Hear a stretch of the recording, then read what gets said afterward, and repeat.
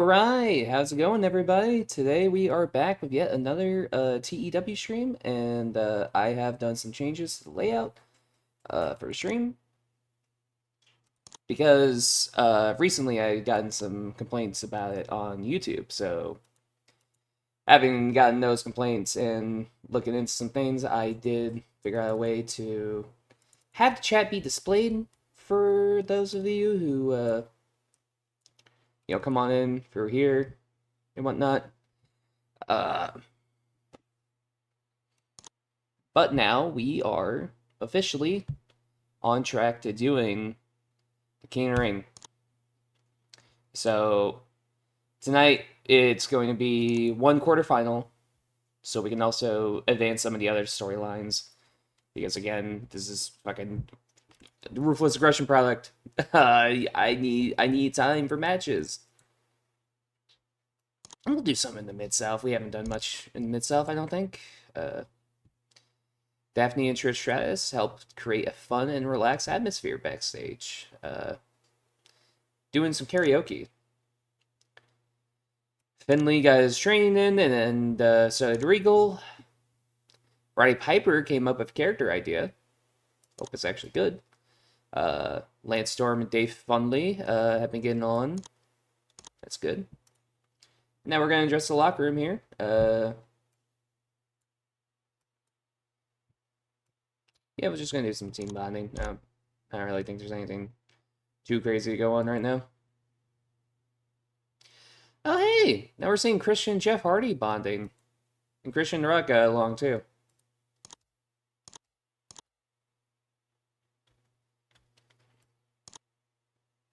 Actually, hold on real quick. I want to just look. How over did... Oh, you didn't get that much over. Doesn't look like it anyway. Yeah, you got like a point in Puerto Rico, but I mean everywhere else was like 18. Well, maybe it still says he's unimportant over in fucking whatchamacallit. Nah, whatever.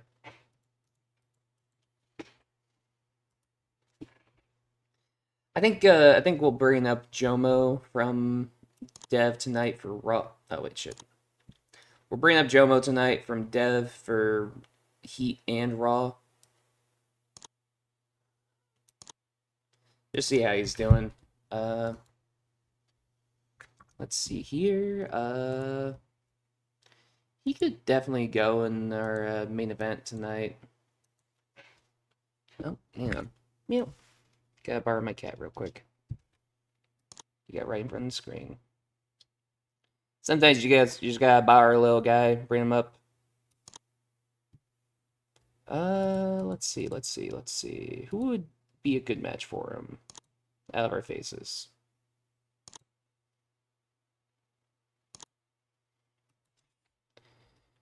Uh,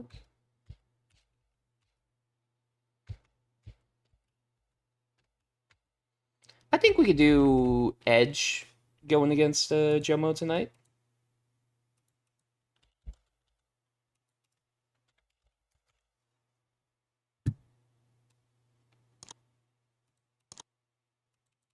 Give this some time as well. And just have Edge go over. Simple, easy, clean. Then we could do, well, what if do we have any local workers here? I had some kind of setting.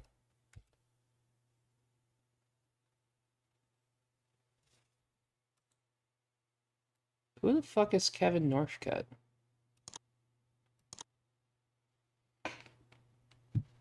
He looked like Tess for like a split second there, and that fucked with me.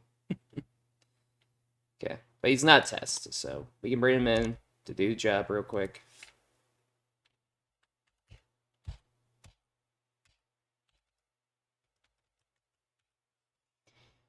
I guess we can bring him in and Bull Schmidt over here. Bring them both in for a quick little appearance tonight. and we can get Rhino and Tajiri a quick Tajiri. So it was Kevin Northcutt and Bull Schmidt.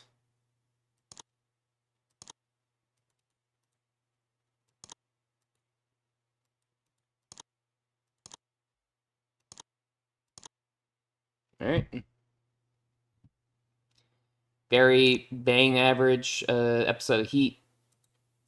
Again, it's Heat, so I don't go too crazy on these shows. I just put in whatever I think needs to be put in. And so we'll do like a little Lost Souls, talking about the Hardys promo.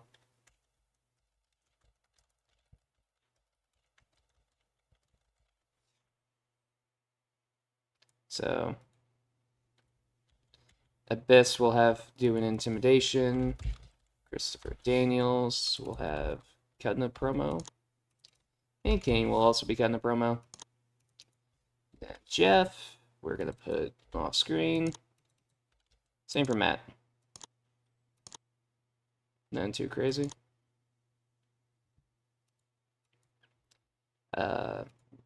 Then I want to do a 6-minute interview. Helms and Funk talk about the loss last week. Helms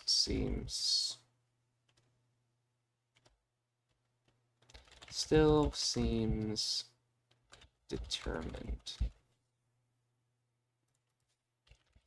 Yeah, I kind of want to just make it be a thing of Helms doesn't really seem upset that like he is upset that he lost, but he's not like, oh man, dude, I fucked up so bad. No, it's more so just like I can still get in there. I can still do what I need to do. You know?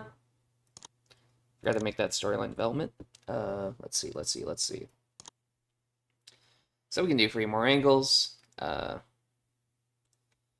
think we can do a little promo.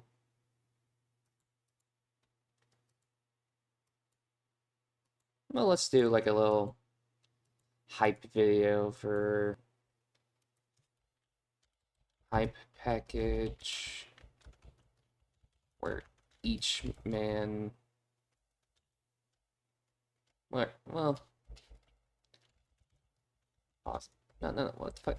Not Austin, HBK and Orton talk about their chances of winning King of the Ring. Because again, you know, fucking he airs after Raw. So these guys being the one cutting promos. Well, hold on. We're only doing one match night. HBK, Jeff, and Orton. So let's add Jeff cutting a promo as well.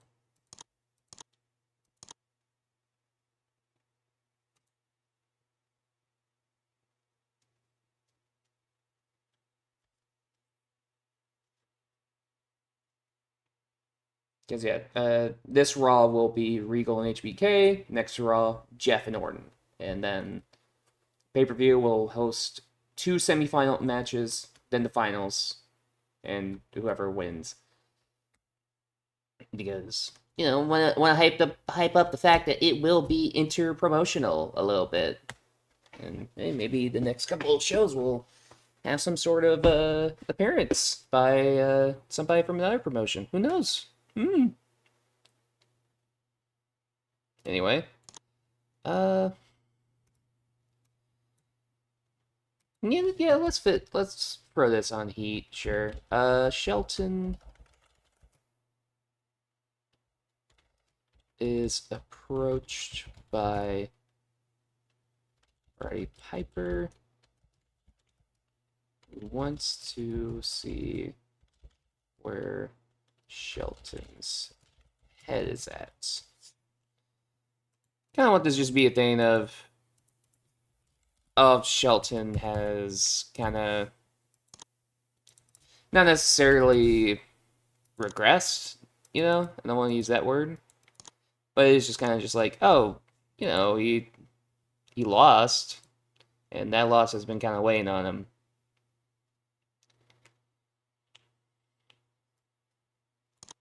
And then we can do another segment of Shelton tonight, where he is backstage.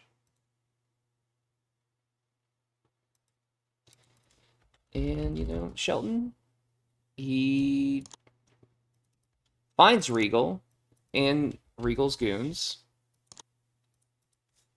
in the backstage area. And Shelton challenges Regal to a match. Regal accepts.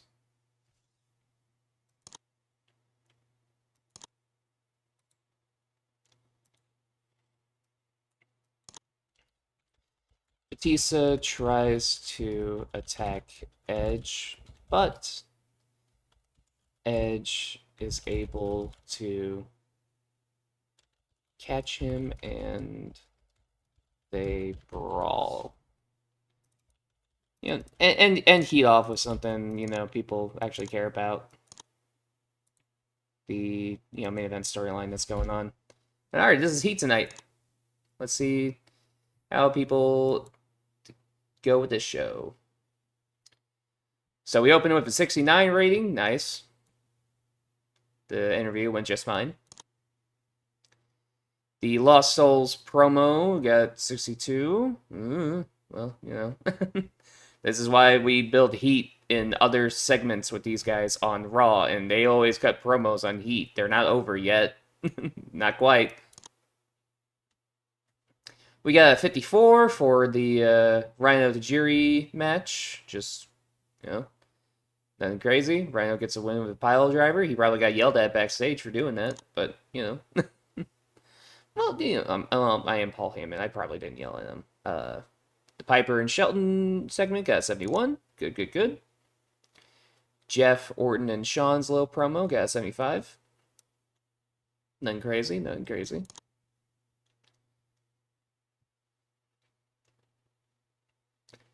This is the highest rating, I think, a segment with Nick Dinsmore being in it got, you know, 68. And it's 63 for Edge and Jomo going at it. God damn, okay. Well, how did this only get 67? Let me look here.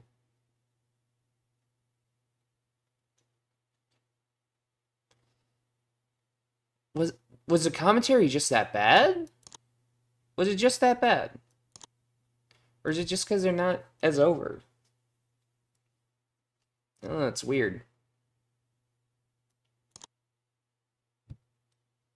Hold on one moment. I want to make sure I have a certain tab open, so I can actually make sure things are going right. I just realized I should have opened this sooner. My fault. Anyway, hi, welcome back.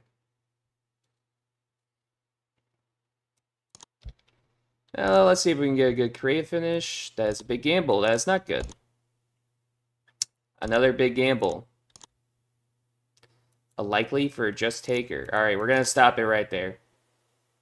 Steph and Ric Flair have some very positive interactions. That's good.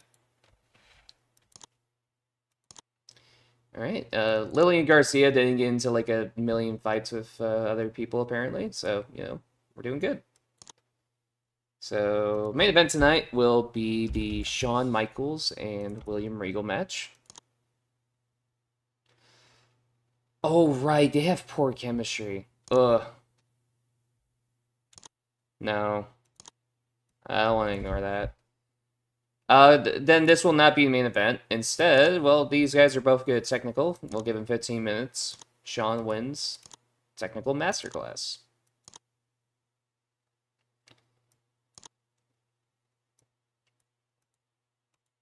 Alright, and tonight, want to do a Trish Tress and Gail Kim tag team going against Lita and Mickie James. In this match, I'm going to be ballsy. This match, I'm going to have Mickie get the pin over Trish. Storytelling. And we could just say Flash Pinfall. Wow, Trish did not give a fuck. She does not care. Wow. Okay, Trish, you were cool as shit for that. Yeah, because okay, hold on. Let's go to Trish. Yeah, she's well known. She's got like nearly 70s all across the board. Right?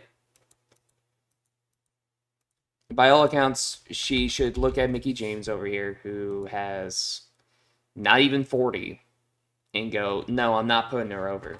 I'm not gonna fucking do that. Hold on. I want to just test it then. See if I remove the Flash Pinfall statement. She doesn't complain. She still doesn't complain. Alright. Trish, you are a goat. Holy shit.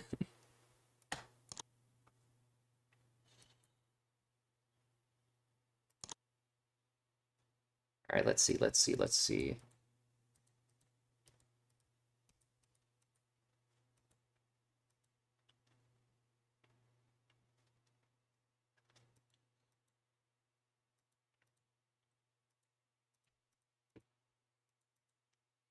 Alright, let's look at people who could do a decent brawl.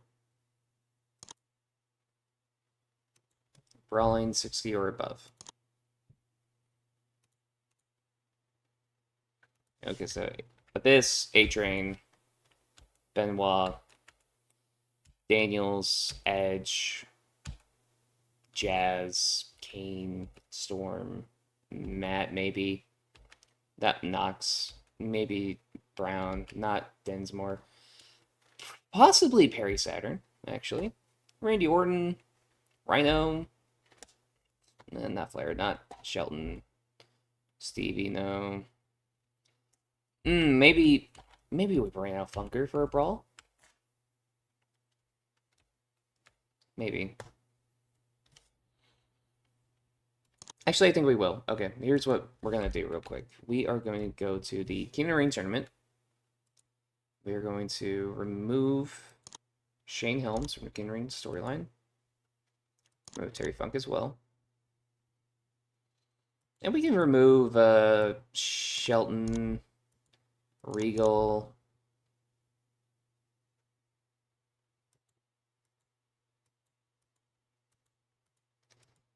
Jamie lost, so remove Jamie. Remove Jindrak, because he lost. Well, we don't need to remove Flair from this just yet. He can stay in there. Jushin did lose, so we can remove him.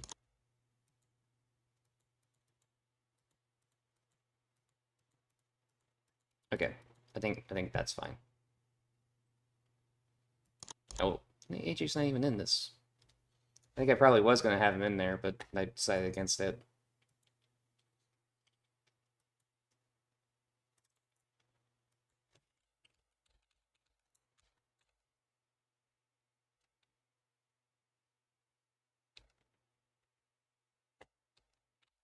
Okay. So now that that's done, we are now kicking off a couple new Raw storylines. Raw. The Alpha Hero. This is gonna be Monty and fucking Shane Helms having a feud, and Terry Funk as well can be a part of it. And then we are going to do Raw.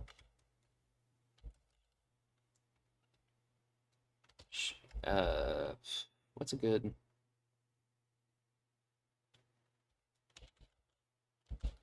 Golden Lord, I guess? I don't know. Now be Regal, Shelton, A-Train, and Nick Dinsmore.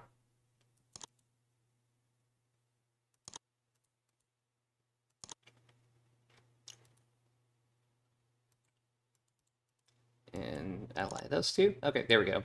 Got a couple new storylines now. And I think we can just get away with doing another Terry Funk and Monty Brown match. Do it kind of like a thing of Monty wants to parody Sheldon's open challenge real quick. It's just a 10-minute brawl between these two. I don't think it needs to be any longer than the 10 minutes. Okay, we can do one more good match. We don't need to worry about any match aims now. So let me just reset search.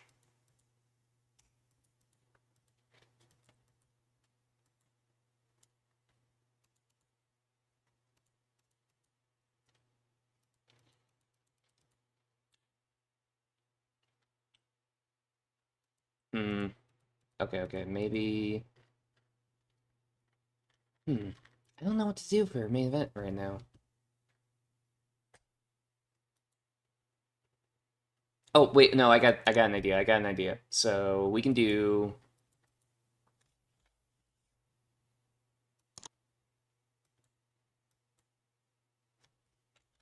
The Rock, Chris Benoit, and Edge. And let's see, who's one more babyface that we can include that would really work in this situation?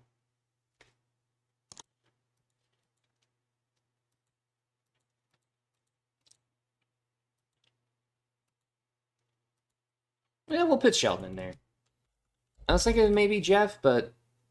Well, actually, no. We can do Jeff, because Jeff is going to face Randy Orton next week, so that's how we do it. So then, Triple H, Batista, Ric Flair, and Randy Orton. There we go.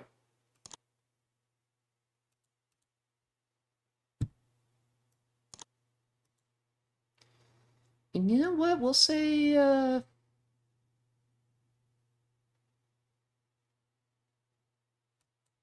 Jeff gets to win by pinning Randy.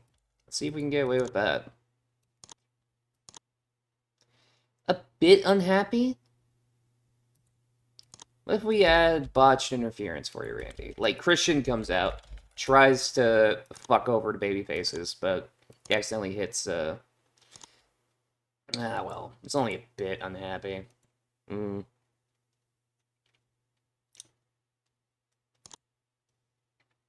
Let's shorten Funk and Brown by a few minutes and just make it a domination then. Just to make sure. Yeah, okay, there we go. I think that works. Oh yeah, let's just say this match is all out. It kind of is just a balls to the wall kind of match. And yeah, I know Orton's going to be a bit unhappy, but it's whatever. Oh, wait, hold on. We don't have a Steel to Show match. Oh, okay, this needs to be Steel to Show then.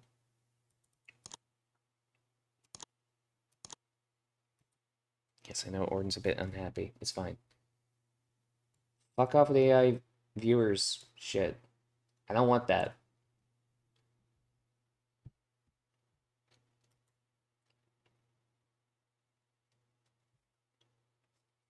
Alright. Now I think we can start doing some angles here tonight. So we're gonna start things off.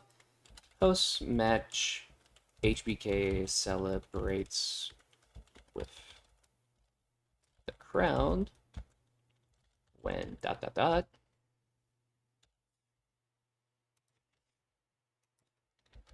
HBK celebrates his win with the audience.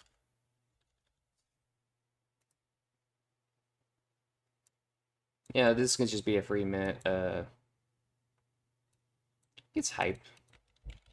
Shawn Michaels, working crowd, sure. And then we'll change it. Storyline development. 4 minutes. Shawn becomes... no, not victim. He fights off Randy Orton. Orton tries to... blindside Orton. Or Orton tries to blindside Orton. HBK. Sorry. HBK manages to catch him. Orton scurries off. You know, kind of make it just a thing of like, oh yeah, no, like Sean knew what was gonna happen. He knew. I mean, Orton's been trying a lot of fucking post-match attacks and shit. Uh, that's how we start off Raw. Just start off Raw with a match. Crazy idea, I know, especially in 04. Okay, then we could say that after that we get a commercial and everything, so we go backstage. And I guess this would be character developments. Orton is seen in Bischoff's office when Rock and Benoit walk in. Essentially, this segment is just Rock and Benoit are both in the office being like, hey, Orton, we want you tonight in the rest of Evolution. And we want to have a 8-man tag as the main event tonight. We already know one guy who's more than willing to go against Evolution. We'll find one more guy, and we'll see you in the ring tonight. Kind of build up this. Actually, this could be hype. Actually, now I'm thinking about it, this could be hype or foreshadowing. Yeah, foreshadowing, because we're gonna see it later tonight. Duh.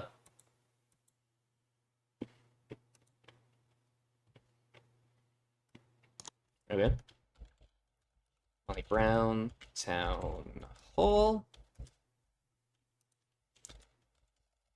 Monty Brown comes out mocking Shelton as he decides to do his own open challenge. So Monty Brown will be cutting the promo here. Shelton will be off screen. As Monty Brown is essentially just being like, I want to prove that I was a better that I'm a better champion than Shelton ever was. So, if anyone wants to come out here and try to prove that they can beat me for my title, come on out here. Then who would come out other than Terry Funk? We'll just say Monty Brown's also working the crowd. I think that works. Terry Funk answers the challenge. Monty prepares himself in the ring.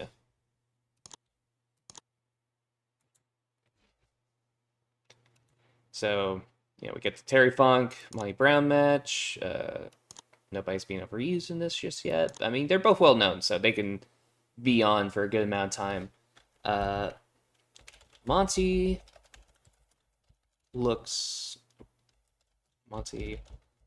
at the beaten and battered old man. Says that the next man he faces needs to be much younger or better. Yeah, we don't need a much part in there. Just say needs to be better.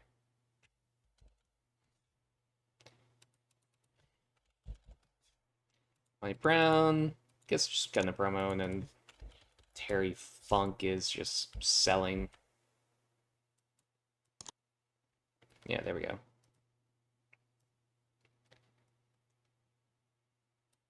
And gets a tease because he's just like, whoever I face next week.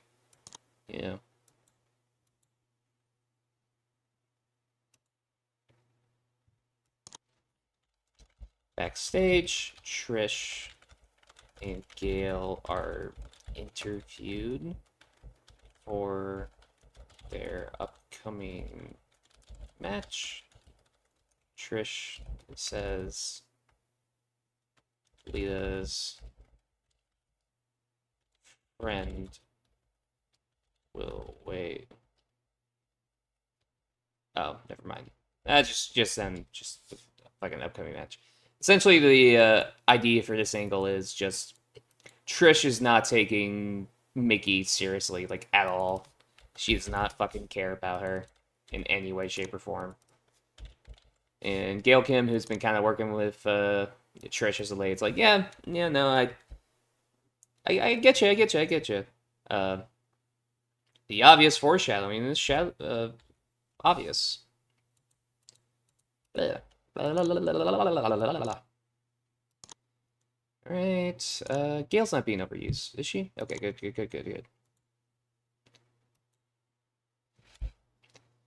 All right, got away with that. Now we can start doing some other angles. We got 23 more minutes of time to fill in. So we have a 3-minute segment here, where Rock, Edge, and Benoit are speaking on who they should get. Suddenly, Jeff enters the room. Yeah, you know what? This is gonna be like a 4-minute thing. Kind of like a bit of a tease of like, oh, okay, so it's gonna be Jeff Hardy who's with him tonight for the upcoming main event. The Rock, Chris Benoit, and we'll put all of Evolution off screen for this part. Fire off screen, Batista is off screen, and Randy Orton's off screen. There we go. Right, yeah, no scripts.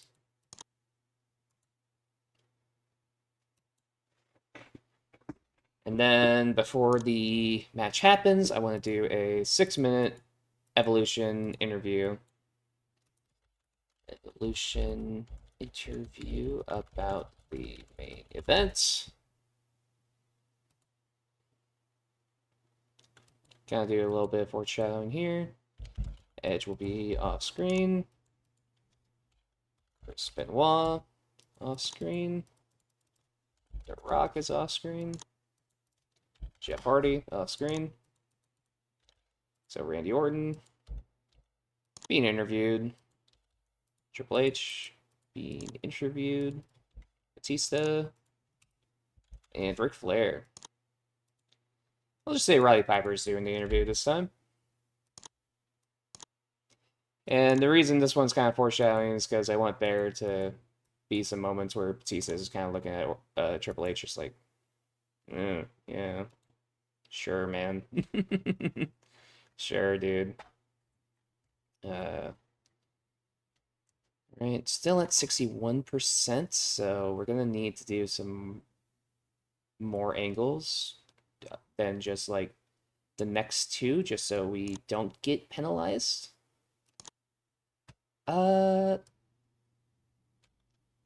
So we can include another Shawn Michaels promo, HBK promo. This is just gonna be him backstage at one point, just calling out Randy Orton. Shawn Michaels cutting promo, Randy Orton off screen, and we'll put Jeff Hardy off screen as well.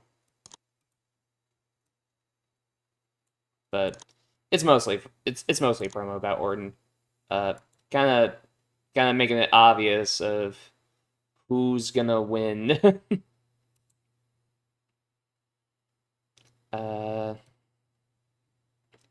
Let's see. Tajiri and Rhino enter the office of Eric. They demand a tag title shot. Eric books a match next week.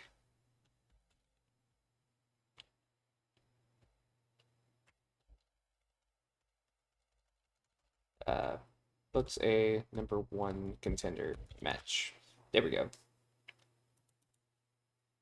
Just kind of build it up, just like, oh yeah, no, fucking, you guys will get a shot, but we're kind of, we don't know who they're gonna face though. We don't know. So Rhino, Tajiri, Eric Bischoff, uh, character development, and then we'll put Jeff off screen, Matt off screen as well. Eric does not want a script. You are gonna fuck these two guys, but whatever, man.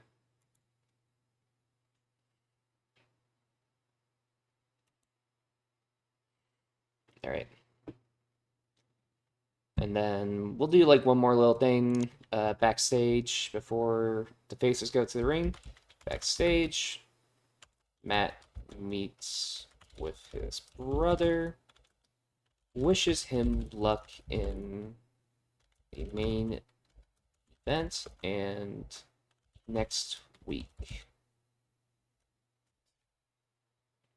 Yeah, just a simple thing of Matt going up to Jeff and being like, "Hey, man, kick some fucking ass out there. You got this shit. I've got a lot of faith in you." And bada bing, bada boom. We'll have Randy Orton be off screen. And just to add heat to the storyline, we'll have them talk about Abyss, Kane, and Daniels.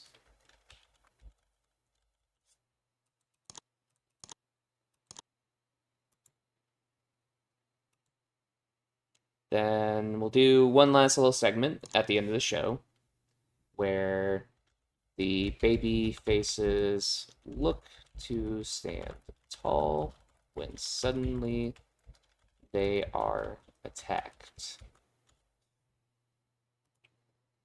And I want this to be a bit of a longer attack segment where we'll see Abyss, Kane,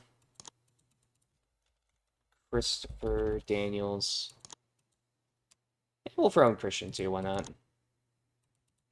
Triple H, Randy Orton, Ric Flair, Batista, all doing the attack on the babyfaces. So Jeff will be a victim. We'll say Matt comes out, tries to help, becomes a victim. Edge, victim. The Rock, victim.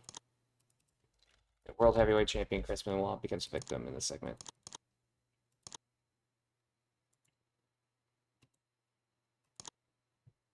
And nobody's being overused or anything like that. The only yellow note is that Randy Orton's a bit unhappy that he is the guy taking the pin. But he's going to get his win back next week, so it does not matter. So let's kick off the show. Yeah, unfortunately, HBK and Regal do not click, but they still got a fucking 80 match. So, despite everything, still doing great. Got an 83 for Orton attempting an attack on HBK. Benoit, Bischoff, Orton, and Rock segment got a 90. Goddamn. Okay, Monty Brown and Funkers got like a 82. Then the match itself was a 73, which, yeah, all right, fair enough. Terry Funk, 69, and was off his game. This guy's good. This guy's still good. The Monty Brown post-match promo, though, not as strong, unfortunately. HBK pulling out an 85 promo out of his ass. Gail Kim, Trish, and Lillian interview got 67. And the match itself also got 67. Mickie James was the weak link, but the fans really like seeing her win. So, it all worked out just fine. 76 for Eric, given the opportunity to Rhino and Tajiri. Tajiri improvised well. Interesting. The little segment of Jeff joining the babyfaces in tonight's main event got an 87. The Roddy interview with these guys, All of Evolution, got an 88. All of Evolution doing pretty good for the most part without a script, it looks like.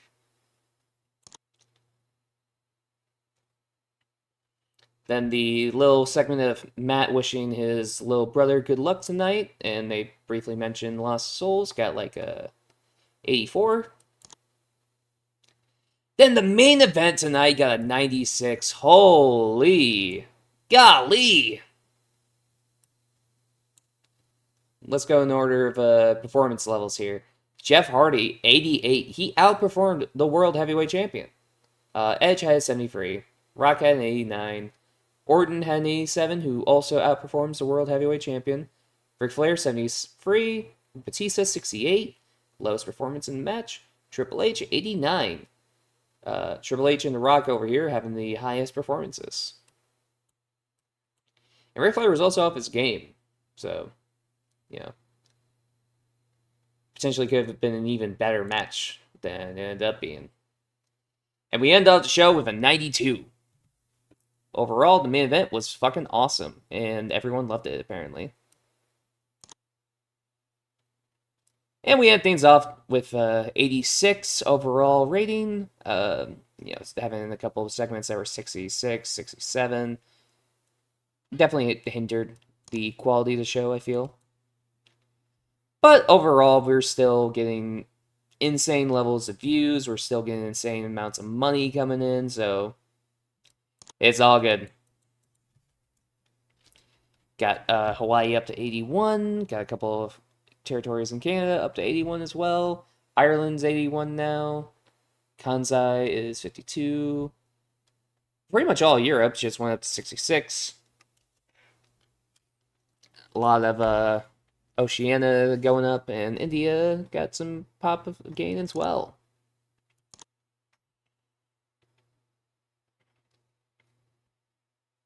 So I am curious as to if any popularity shifts happened. Likely they did. But I just want to see it with my own eyes.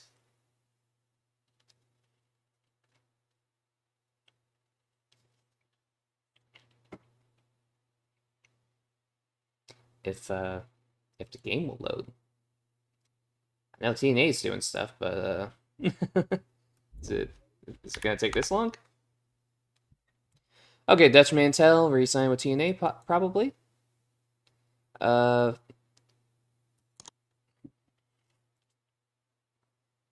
Mae Young is now qualified to be in the Hall of Fame. Don't care.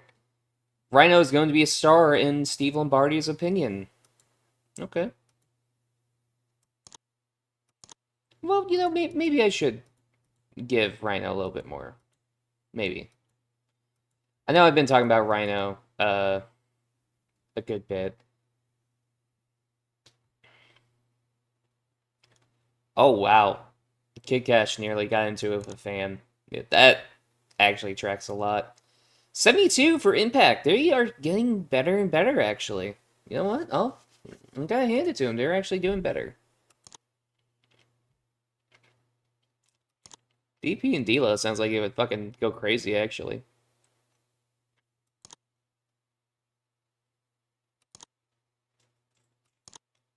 Okay.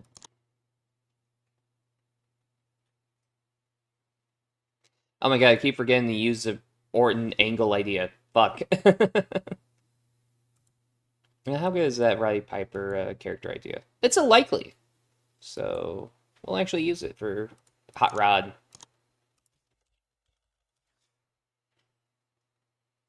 Creative idea, Roddy Piper character idea. There you go.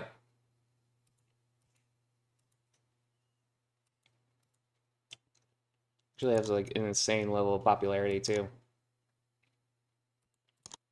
It's actually gone up a little bit too. He's just been doing promos. Orton, did you go down? Not really. I mean, you and Jeff are a similar level, aren't you? I think if anything, Jeff might have gone up like a little bit. Yeah, Jeff went up a little bit. He's getting very close to major star level. Like, Matt is lower than Jeff on the pedestal. But I mean, it's also largely due to just how fucking over Jeff is that kind of happens. Sorry, Matt.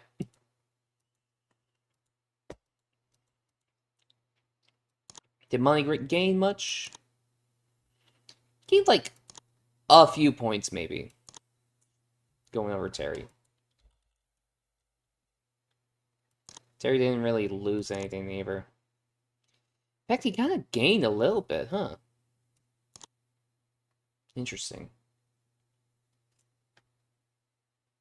Okay. Oh wait, hang on.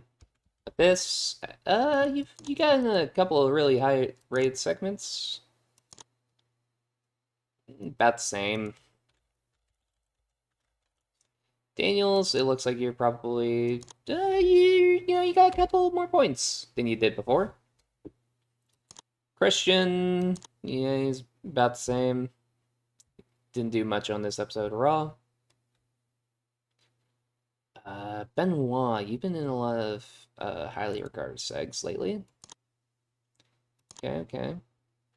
Nearly at the 90 range.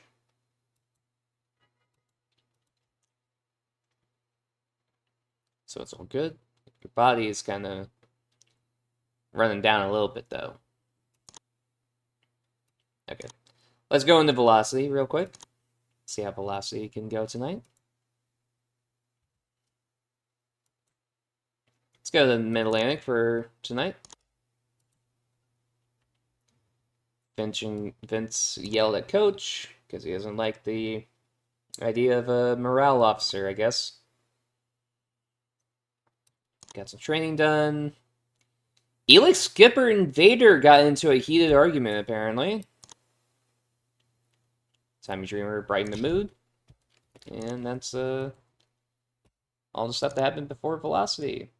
Well, yeah, let me try... No, not Intervention. Metal. Chris Jericho. No.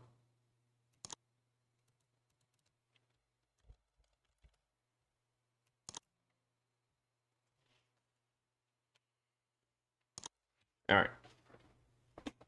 I went positive metal with those guys because for some reason they don't like each other. I don't know why. I'm sure there's probably some Talk is Jericho podcast explaining why Jericho doesn't fuck with Rob, but I don't know. I never fucking listen to that shit. Anyway, let's see here. What would be a good...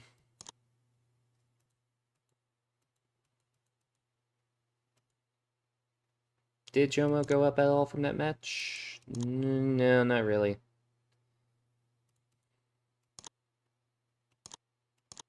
You know what? Let's borrow him anyway.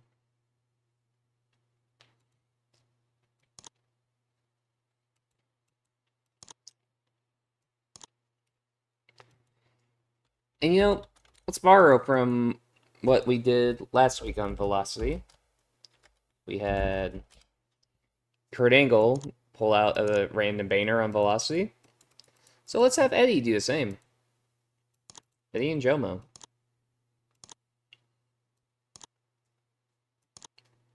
And then we can do a tech match on Velocity.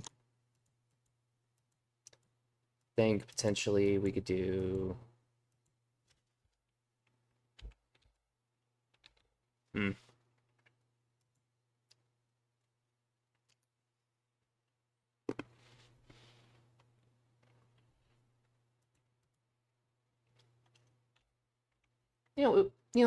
we can throw this on Velocity.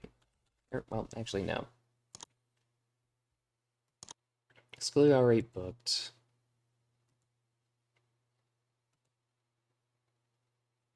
Did Paul London get much more over from going over Tommy?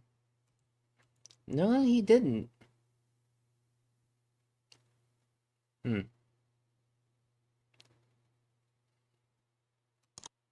many more times is Dreamer willing to put him over? One more time? Okay. Oh, wait, no, that's Booker. I'm talking about Cena. Okay, never mind. Shit. Okay.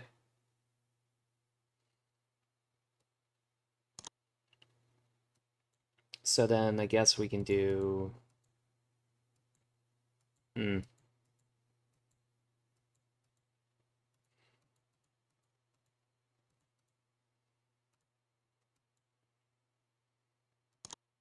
Christy started at 0. This is now at 12 pop everywhere.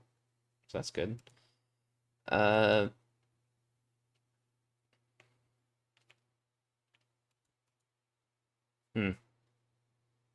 She's got potential value. I don't know what to do for fucking velocity. What would be a good match for velocity? That's not too crazy. You know what? Let's do Rene Dupree losing like Jerry Lynn on velocity. Sure. Jerry Lynn. And Renee didn't complain about losing Jerry Lynn. He knows his place now. That piece of shit. So we can do Eddie promo on Booker. Nothing crazy. Just a little quick, calm little Eddie Guerrero promo. He'll probably get like 89 or something on Booker T. You can just say hi promo. Sure.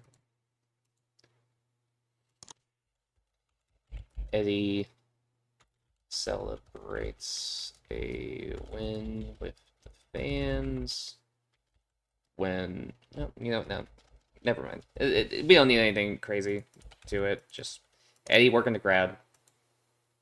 Honestly, that's all you need sometimes.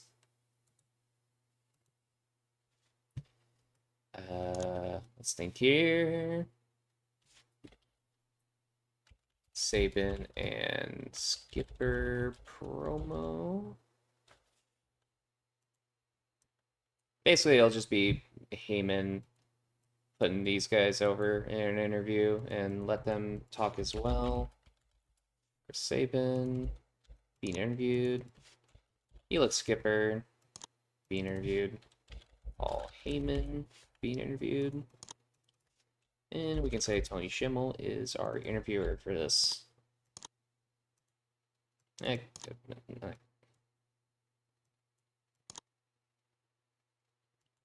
the fuck? I didn't mean to click the fucking clear workers button. Why is it right there?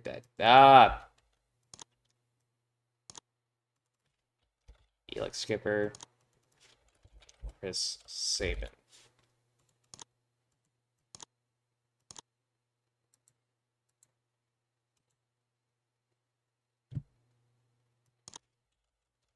Chris Jericho calls out Big Show for what he did on SmackDown.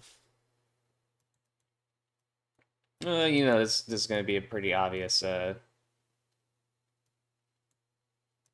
thing where it's just like, yeah, no, this is a pre-taped thing, and this will only air when the show actually airs.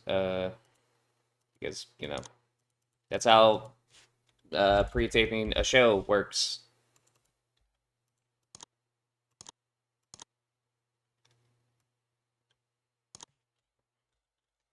Lynn is celebrate. Oh well, no. Styles and London get into a war of words backstage. AJ Styles character development. Paul London character development. You know, we'll just say Christy is also there, and she gets some character development too. Why not? Let's just test out Christy, see how she does in this segment. Alright. And let's start the show. The Jericho promo got things off to a 77. Christy Hemme was underwhelming. Segment got 62. Jerry Lynn went over Rene Dupree. Segment got 67. Gen X promo got a 60. A Guerrero's promo an 8 on Booker T, 82. Josh Matthews apparently sucked dog shit on commentary. Then we had a 80 match between John Morrison and Eddie Guerrero. Fucking Eddie just pulls that shit out easily. And 89 for Eddie celebrating with the fans. 80 Velocity. We just it was just the show where it's just like, you know what, Velocity viewers, man, here you go. Here's Eddie Guerrero. We're sorry. We put you for so much fucking bullshit. Let's get, please. Safe bet. Okay. Get one good. Well, near certainty for JBL.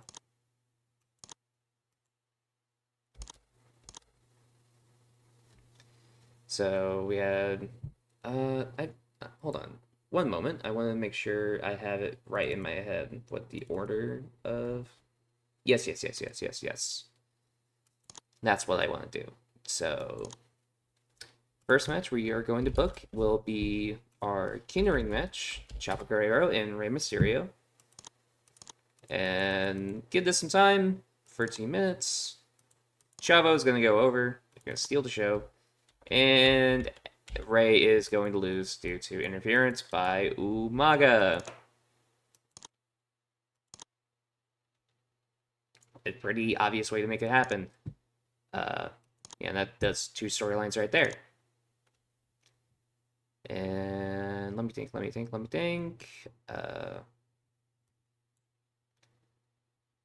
We'll do a 3v3 of John Cena teaming up with the Dudley Boys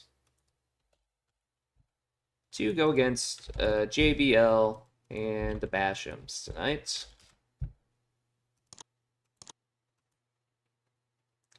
15 minutes overall. You know what? Just to add some heat to this thing, we're gonna have JBL use this to get the win here tonight.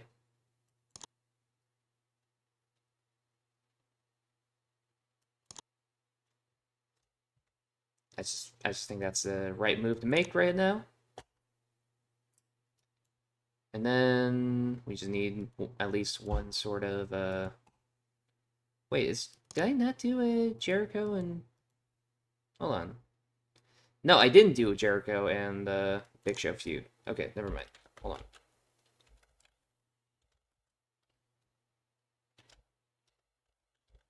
Y2 show.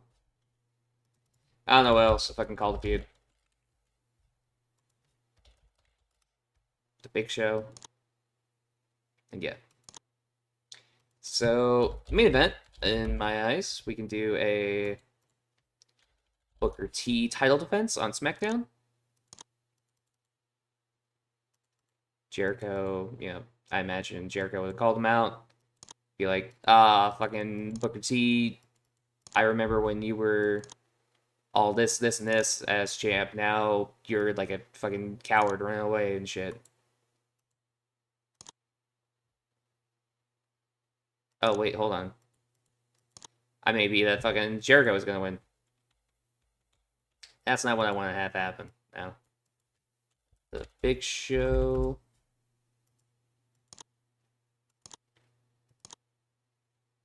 Okay, there we go. Fix that up real quick.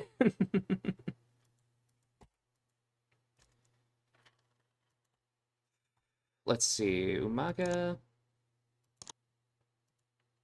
No, I'll let you be. I'll let you be for now.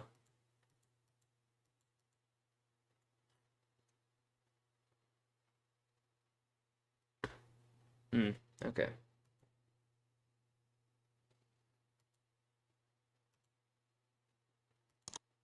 I have an idea. I think I'll open up SmackDown tonight with a Ron Killings and Kurt Angle match.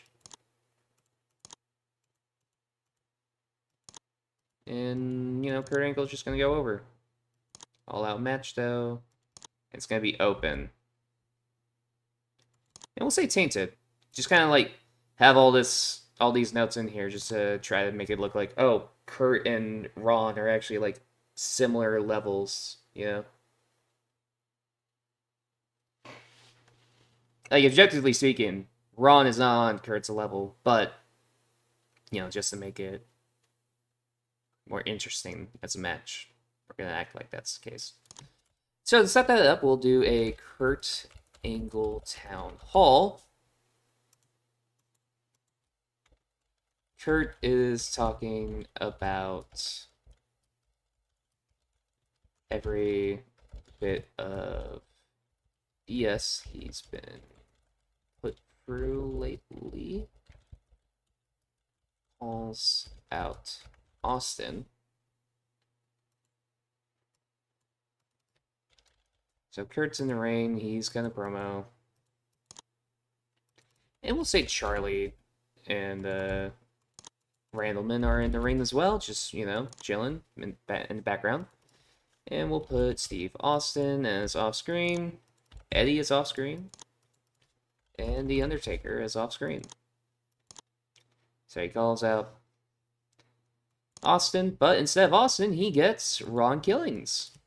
And so we'll have Ron Killings cut in the promo as well.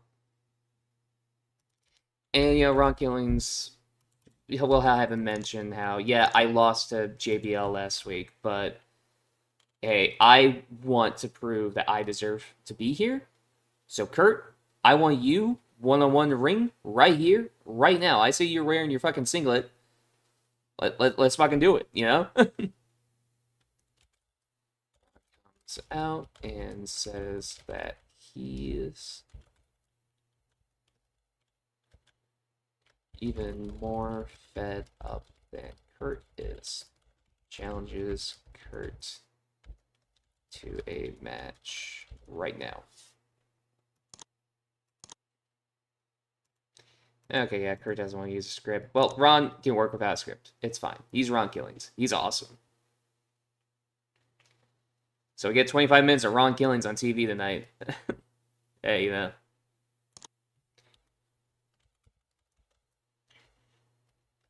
Kurt looks to further harm Ron when Taker comes out and lays out Kurt and his boys. Quick little 3-minute segment. The Undertaker makes a save. Ron, victim. Kurt, attacker. Charlie, attacker. And Kevin Randleman, attacker.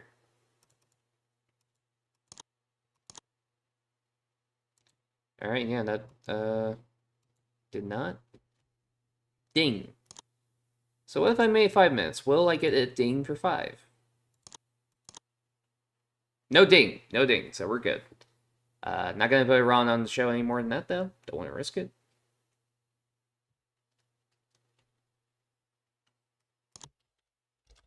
In Austin's office, Cena is asking for a chance to clock JBL this week when the Dudleys walk in. And essentially, this angle, I kind of wanted to be like, you know, John's been kind of annoying Austin with this idea of like doing him and JBL. It's just like, Austin's just like, dude, that's not what we're doing tonight. Fucking, that's not what's on the match card. I'm sorry. You're gonna get it next week if you can just be fucking patient, you know? like it's a lot to say that fucking Steve Austin of all people is telling somebody to be patient, but you know, it's just one of those things. Like, Cena is annoying the fuck out of Austin. Then the Dudley Boys come in, and he's like, you know what? Fine. You guys can all face JBL and 2 of his fucking cronies tonight. Now leave me the fuck alone. You know?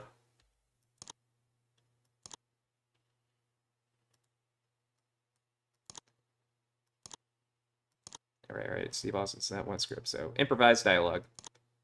That's a luck, boys. And before we get there, I want to do a... you know what? Actually, I think there is a button somewhere around here. Return brains off.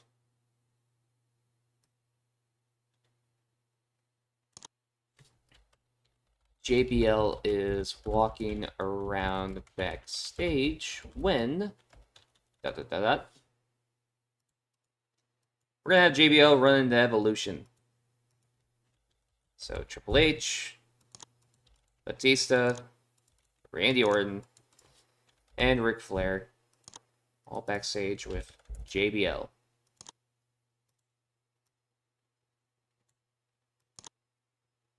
You know what? We'll add in some of JBL's cronies too. Add in Bash and Brothers specifically to this segment, where this is all just, or actually, this can count as a surprise. Evolution just pops on in, just like, hey man, we're watching the show. We're watching, and we've got our eye on shit.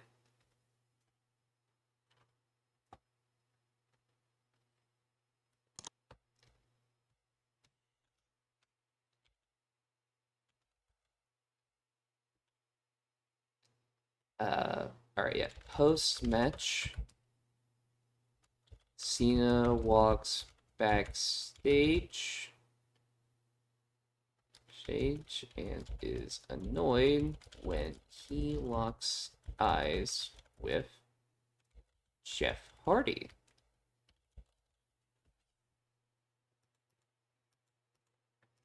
And so this little bit here is just going to be, these two baby faces kind of meeting up backstage and shit. And they're being cordial, but also like they're looking at each other and just like, I want to make sure I win. And Jeff's like, yeah, I want to make sure I win too,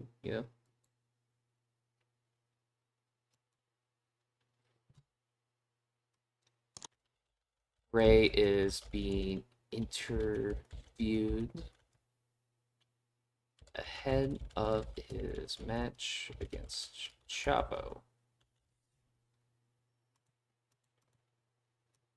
Backstage interview. Rey Mysterio being interviewed. Maga will put off screen. Chavo.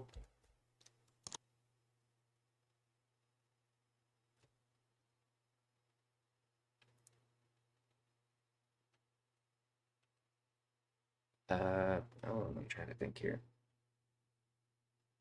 Okay, yeah.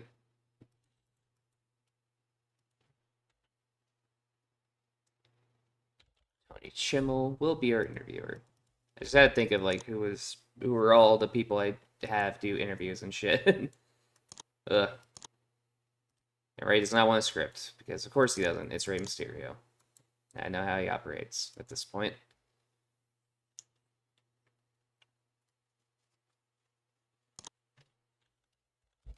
Umaga looks to further his beatdown when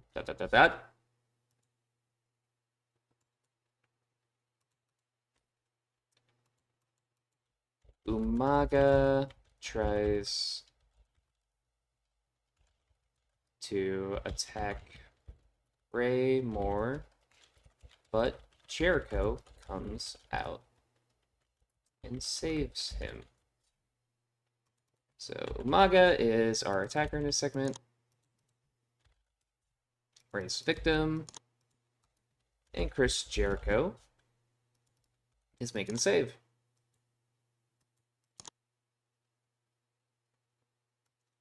Now we're going to add a new part here where Chris Jericho is alone in the ring and he's going to be cutting a promo on Booker T. All's out. Booker T.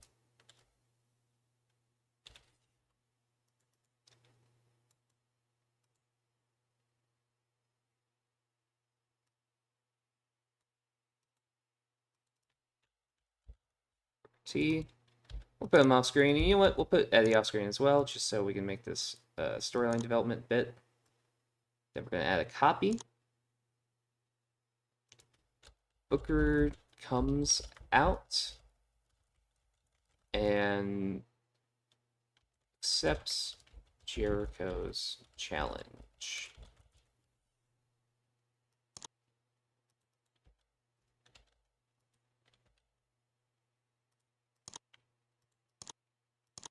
So yeah, That's how we set up the main event.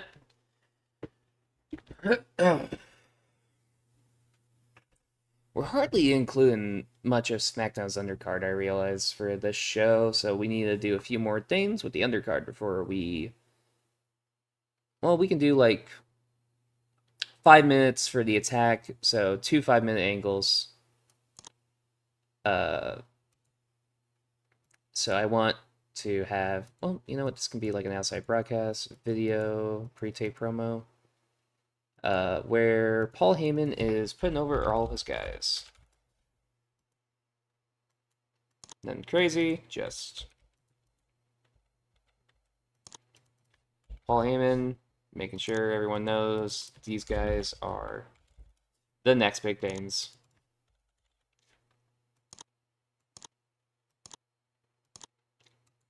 Gen next hype video.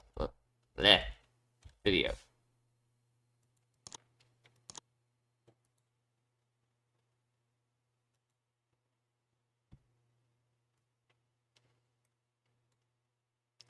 I want to check the pre-booking for King of the Ring. What is my WWE tag title situation?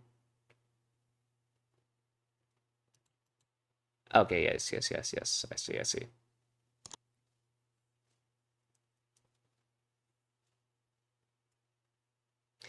I should do something to include the cruiserweights before I get too far ahead into things.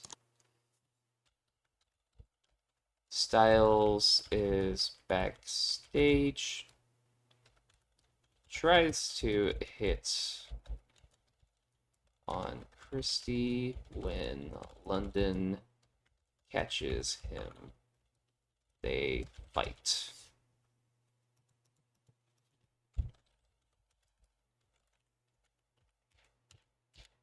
Christy Hemme, I guess we can put her down for character development. AJ fighting Paul, London fighting. Any character development thing, sure.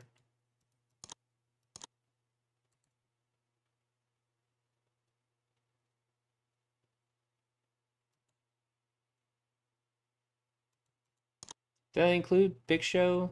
Yes. Okay. Big Show returns. He lays out both Jericho and Eddie as he tries to make the save. So Eddie, victim. Chris Jericho, he is victim in this as well. Booker T will put down as attacker. And the Big Show, attacker. This is a surprise because, you know, Big Show, he's been injured for a good amount of time.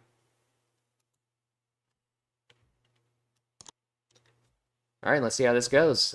We opened things off with an 84. Ron Killings improvised very well as well. So let's see how he did in the match. 88? 88? Holy shit! God damn! Like, it's definitely a lot of Kurt carrying it to 88, but holy. Alright, we got an 85 for this segment. I can do anything with Kurt, and it gets bare minimum 85. That's how good he fucking is. Good lord. Got an 81 here for this whole little bit. The Heyman puts over guys video got like a 51. Okay. Lost a little bit of heat for the King of Ring, but hey, you know. 87 promo regardless. Pretty good. Then we got 78. Fucking that creative finish definitely had a carry. Good lord. Cena getting a lot better at brawling. No, he's now doing a 73. The Basham's at like 48, 49. Bubba 74. Devon though underperformed 66.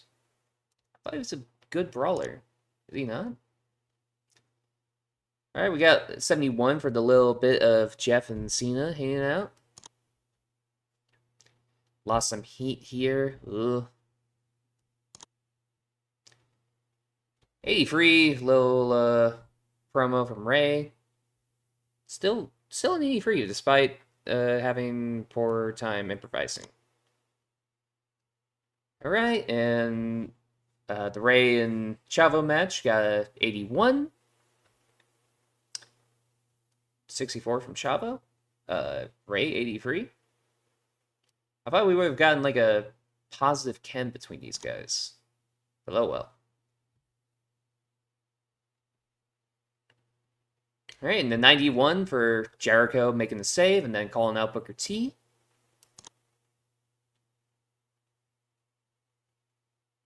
Huh. Only a 78.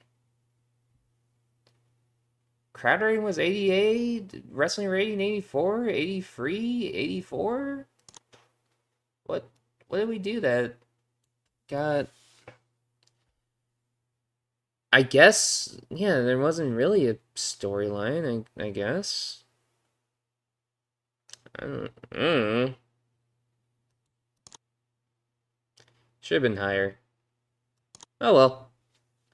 85 for this episode of SmackDown. Felt like having some of the Raw guys come over here made sense. Financial report made 401,000. Now we're in 60 in all of Mexico, baby. Let's go. Japan's also now officially all over 50. There's not a single, other than India, there's not a single area where we are below 50. I think that's a pretty good sign. I don't know if you guys would agree with that, but I think it's good.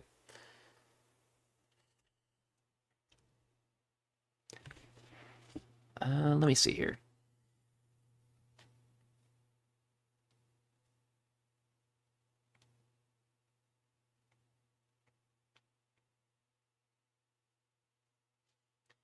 Okay.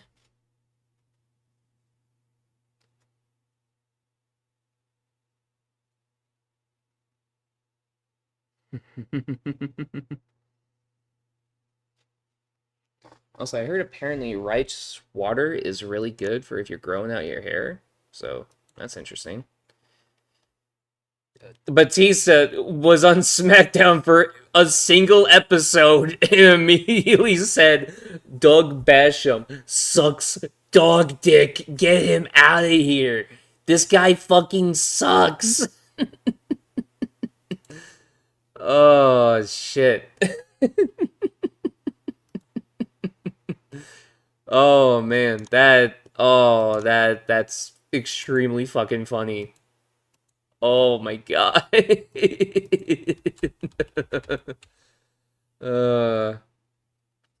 TNA got Scott Steiner. I figured that would be the case. Scotty, I hope you do well over there, buddy.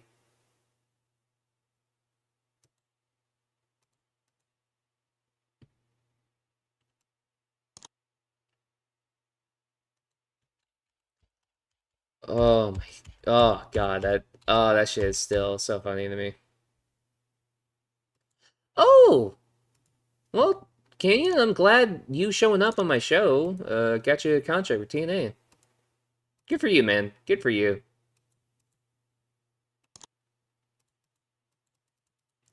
Maybe TNA will actually try to do some good shit. Now they're getting like guys like Steiner and fucking Canyon over there. Actually, you know what? Speaking of people, Mickey is now recognizable. Oh, she went from fucking 38 to 43. Goddamn.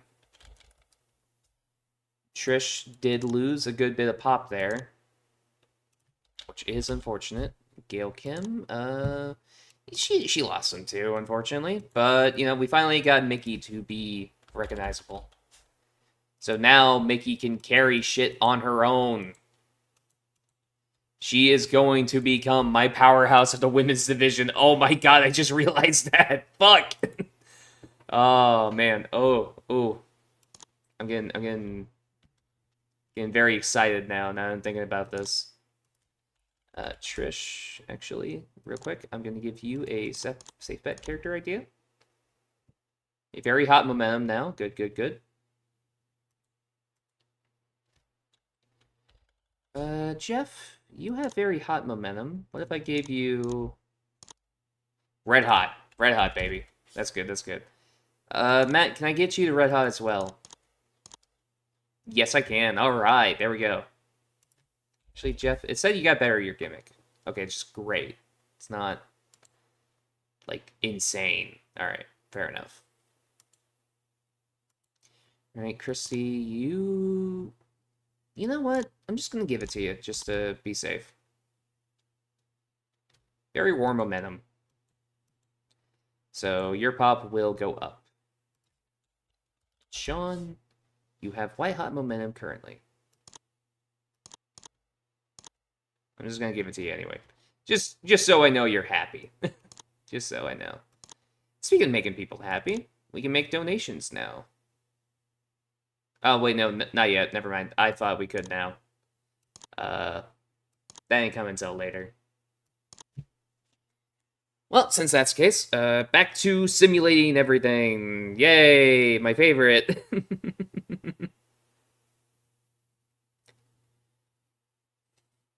All right.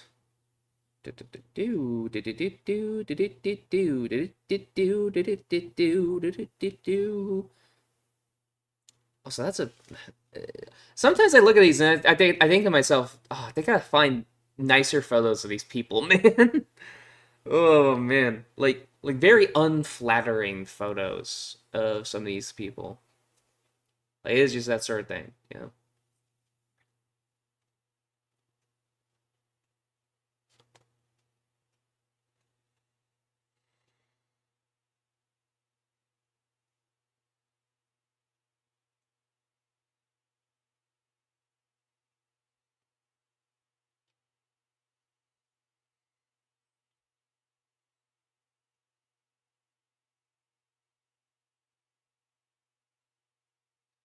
Yeah, I didn't know they put out Ninja Turtle magic cards.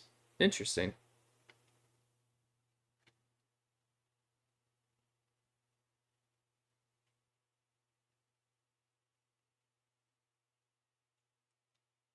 All right. Oh wait, no, we're still going. We're still. I looked for a second. I thought, oh, we're finally done with the simulations. We are not done with the simulations. They are still going, brother. We're on Saturday now, though. We're on Saturday, so we just got like Saturday and Sunday to go through, and then we're done with simulations for a little bit. Then we'll get back into it.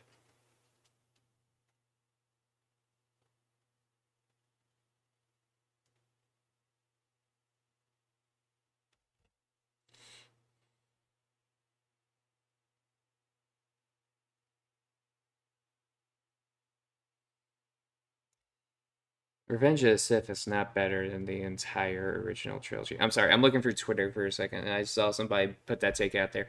I love Revenge of the Sith. I think it is a great movie. It is my favorite Star Wars movie, but I am not going to make a statement as outlandish as it clears the entire original trilogy, because no, it fucking doesn't. It's just, I think it's slightly better. I have slightly more fun with it. Kevin Randleman's just gonna go on hiatus? Brother!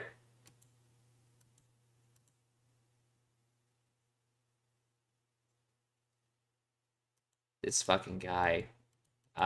Oh my god, man. Kevin! Kevin, I was gonna fucking try to make you something. Oh my god.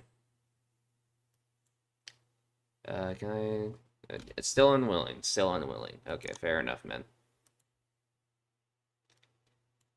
Mike Awesome is doing a tour with Noah right now. Yeah, he won't sign with me just yet. Or, well, is this the case with him as well? Hmm. He might not be pissed at me anymore. Hopefully he can bring it back at some point.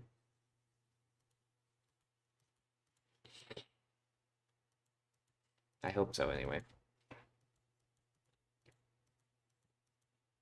Alright, let's delete all those.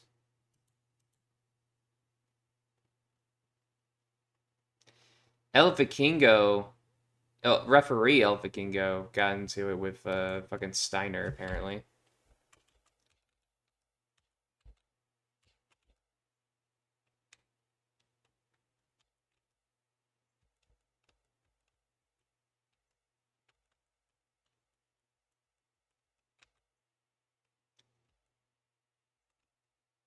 A, A1 and Shane Douglas got into it as well. Interesting. Okay. The World Heavyweight title has not been defended in 36 days. I thought I defended it not too long ago. Same for the World Tag titles. Okay. Okay, then. Well, we'll have to defend those soon. Well, I mean, they're both going to be defended at the pay-per-view. So, it'll be fine.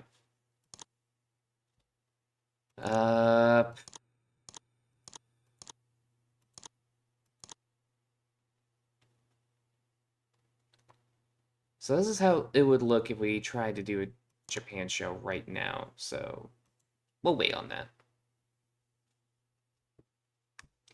And you know what?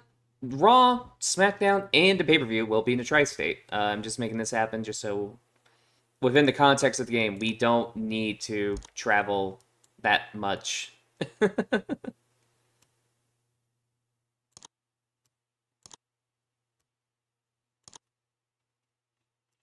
Damn, everybody's pissed at Coach because he's the morale officer. Ugh. Pancake Station. Alright. Matt Hardy came to me with a creative idea. Okay, Matt, if it's actually good, I will use it, Matt.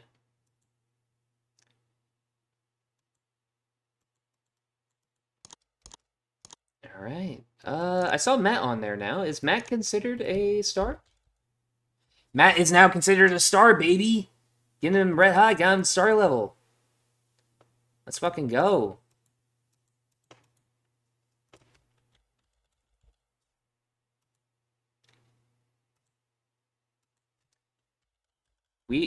Jet major star.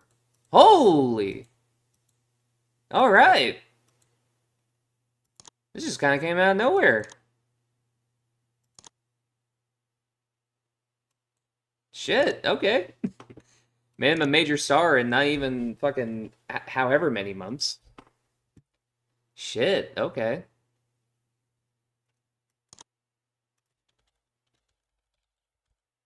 Christian is still considered just star level at the moment.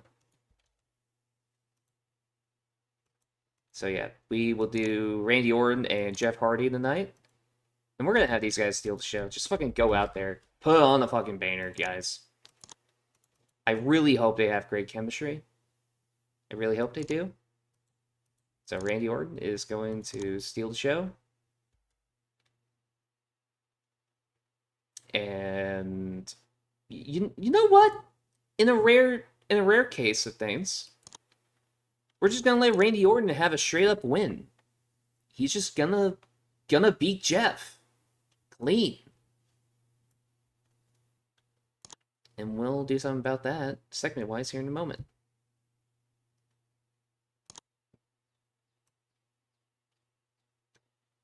Let's see here. You know what we can do? Let's do Shelton against A-Train and Nick Dinsmore as a handicap match.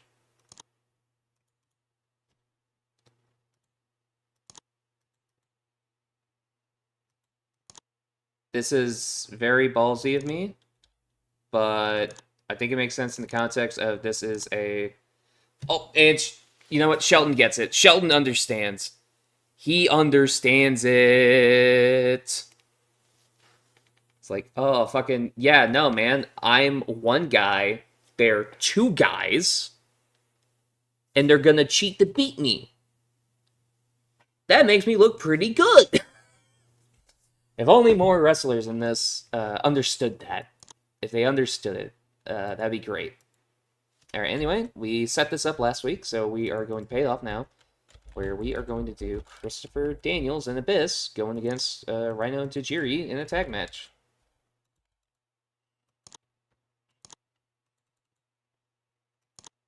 And you know what? Daniels needs to get some pop, so we'll let him get the win. All right, and I think we can get away with just one more big match tonight.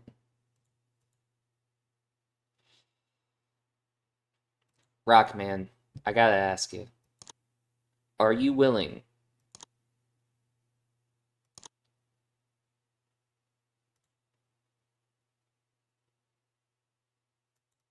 Are you willing to put over Christian? There we fucking go. There we fucking go. Let's fucking do it.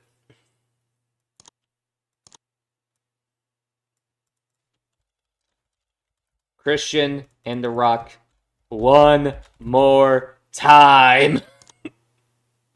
Oh, wait, they have negative chemistry. I forgot about this. Okay, wait, no. No. You know how we work around it? Do you know how we work around it? Triple threat, baby. Rock, Christian, and Edge. Triple threat. This is how I win. This is how I win. And once again, he's going to pin The Rock. And it won't even be a fucking roll up this time around. He's just straight up going to pin him.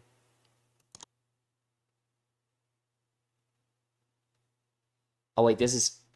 I put this all on Heat. I put this all on Heat. Wait. Oh... Oh, I forgot we're on Heat, brother. I forgot we're on Heat. My bad. My bad. Shit. Oh, wait. Oh, wait. Right. And I still need to do the other... well, what if I do it as a segment? Yeah, do it as a segment. Okay. We can make that work. Oh, fuck. Oh, man. Oh, and I didn't have a women's match either. Oh, I'm booking myself into a corner. I'm booking myself into a corner. Well, maybe I don't need a women's match. I can just get away with having a Trish Lita, like, Piper's Pit, potentially? Yeah, do like a 10-minute Piper's Pit with Lita, Trish, Mickey, and Gail all in there. Yeah, sure. And women's action, we can do Gail, Kim, and Tori real quick on Heat. We'll just have Gail, Kim dominate and get over a bit more. Yeah, Tori doesn't really give that much of a shit about it because Tori understands. Tori understands. She is not over.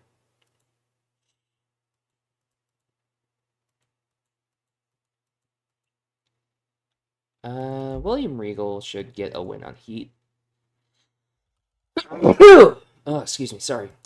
Before he goes on to face Shelton.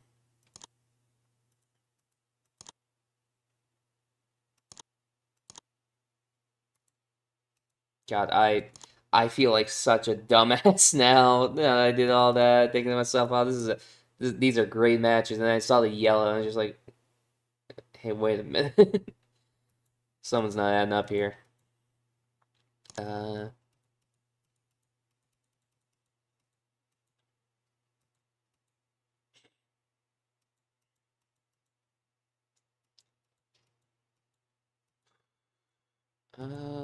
I don't know who to have another match on Heat.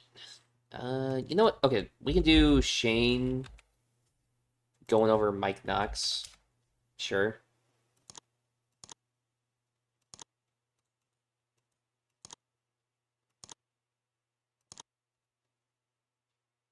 I think that works fine. And we'll have a 6-minute promo where Hurricane and Funkers are talking about that fucking Monty Brown.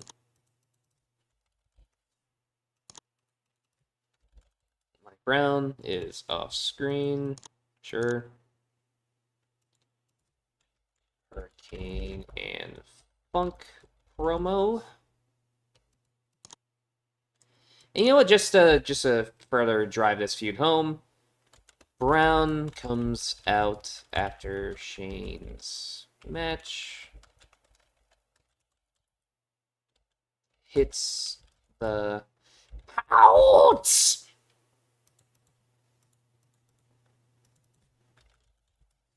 Mike Brown, attacker.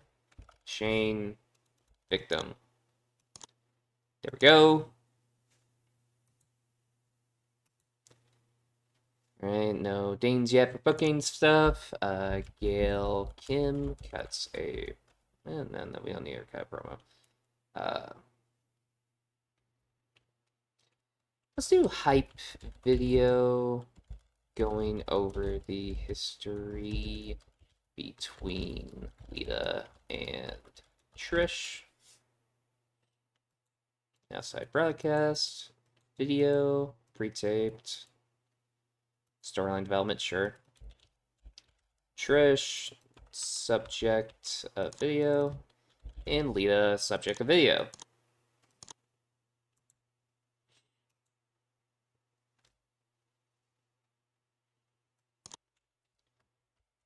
Regal and Co.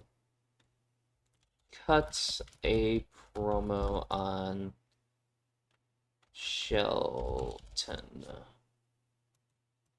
6 minutes interview. Yeah, you know what? Pre-taped, sure.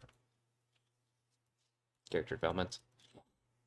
Nick Dinsmore being interviewed. A-Train being interviewed. And William Regal being interviewed. And we can have Todd Gresham as our interviewer for this. And Shelton is off screen.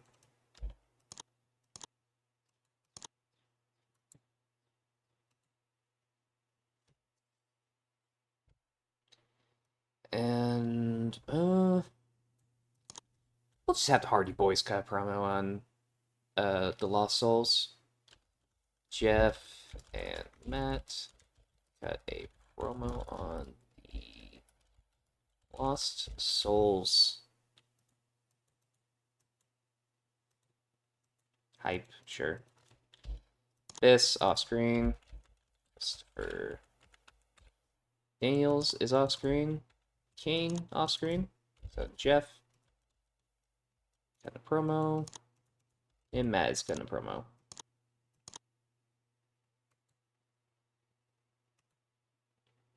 Alright, let's do this episode of Heat.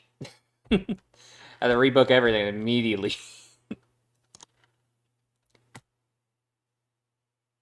Shane getting the 56 out of Mike Knox. Then 68 attack segment from Money Brown. 57 ankle there. Gail Kim beat Tori Wilson pretty easily. Jeff and Matt had a promo on the Lost Souls. A-Train, Nick, Regal all did an okay interview. Okay enough anyway. And Regal pulls a 71 out of his ass against Steven Richards on Heat 67.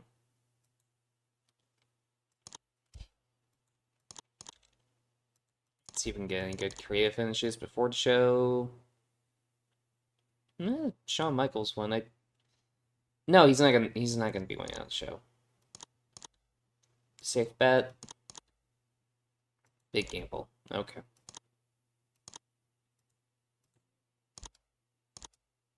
Alright, well, let's do the bookings properly now. So Randy Orton and Jeff Hardy.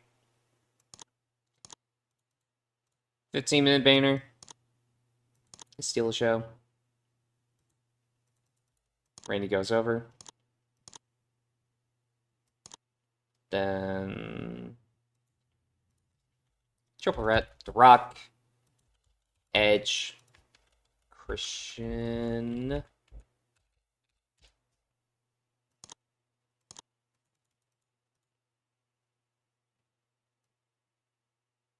"15 minutes.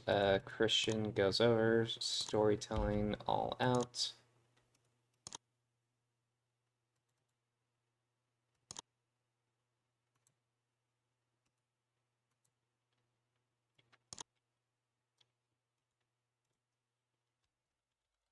Rhino, Tajiri, this, and Daniels. Let's shorten this one down a little bit, I think. Daniels get the win. Wild Brawl. What was the other thing I had booked that I thought was gonna be like a banger?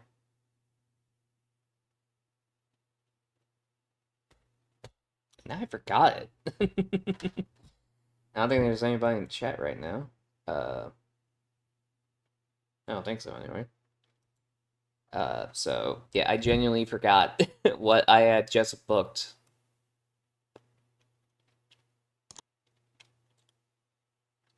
Well, since I've forgotten. Oh, no, I remember. It was the Shelton Benjamin match, right? So yeah, Shelton, Nick Dinsmore, and A-Train.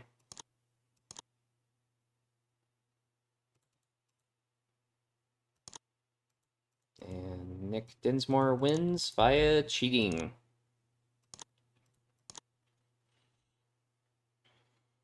Alright, I think that's good match-wise. So we can do the Piper's Pit with Trish and Lita. Just 7 minutes of it actually being the talking thing.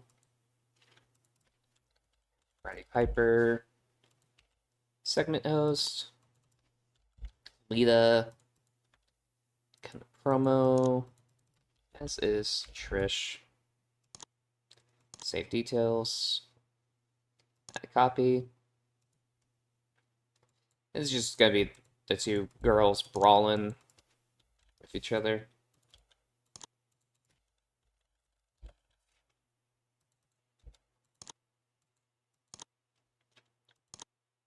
Alright, there we go, 10 minutes there. And we'll put that after that. Lost Souls get on the mic, say that this Sunday they'll face the Hardys in a ladder match. It's gonna be hype, sure.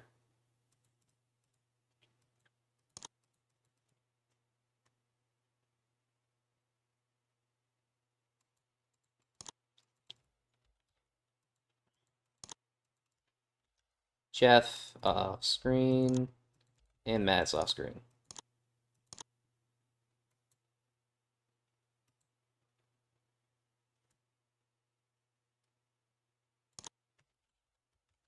Easy E introduces the challengers for Rhino, and Tajiri will face the Lost Souls.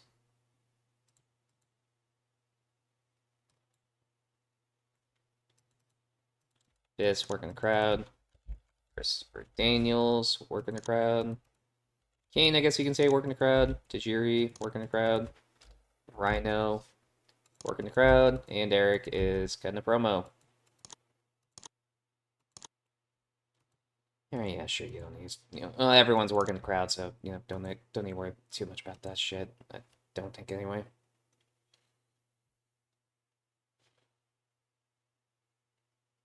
Alright, and now we can toggle brains off for the next couple of segments, I think. Christian Town Hall. This Town Hall will start off with Christian simply talking about the upcoming match he'll have with Benoit.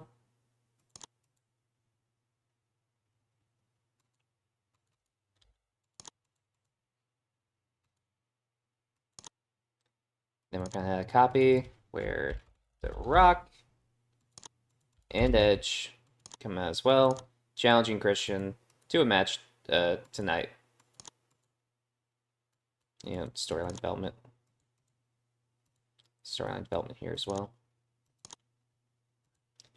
And no script because Edge doesn't want one. Lol.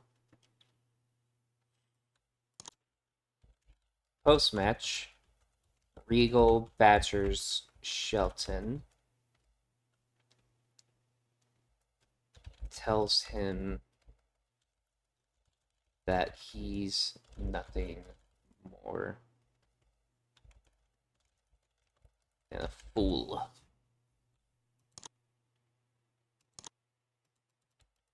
Weagle, what the hell? Regal is the attacker, Shelton the victim.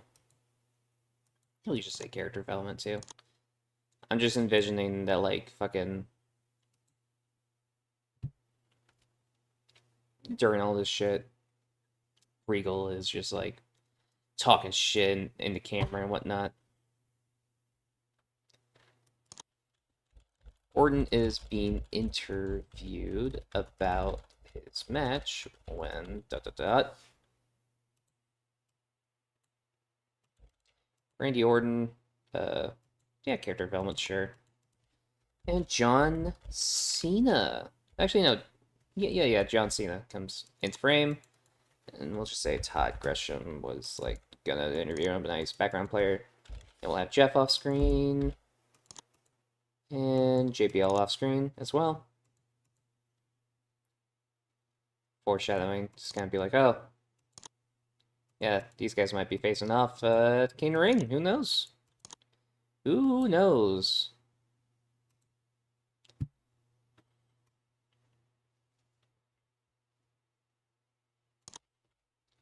Orton looks to further harm Hardy alongside JBL when Cena and HBK make the save.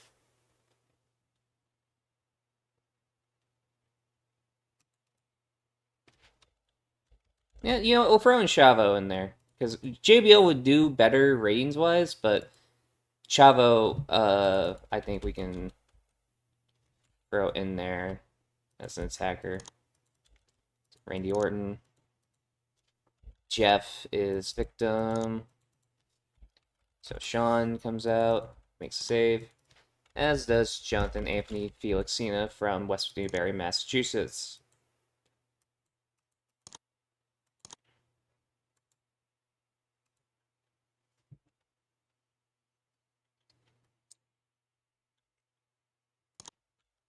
Triple H and Edge, War of Words, results in a big brawl. Triple H will become a promo, Edge will become a promo. Character development between these two guys. Then add a new copy. Edge is now fighting. Triple H is now fighting.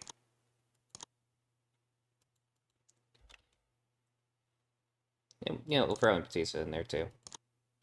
Actually, probably should have threw him in and start cutting a promo.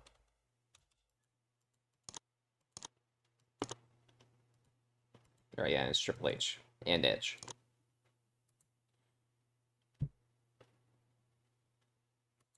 Oh wait, no, hang on. Oh, Edge is going to be in the main event. I should not be doing that. Christian cuts a... Okay, Christian is being interviewed when Evolution join in on the shit talking. There we go. I think that's better. So Christian being interviewed. Lillian is our interviewer. Batista being interviewed. Triple H being interviewed. Ric Flair being interviewed. So we'll include Chris Benoit off screen. The Rock off screen. And Edge off screen. You know, backstage hype, sure.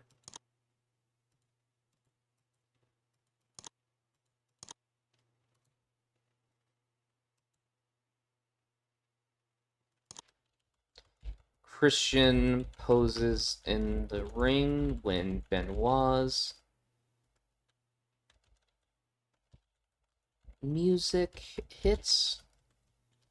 Benoit looks on at Christian and raises the title.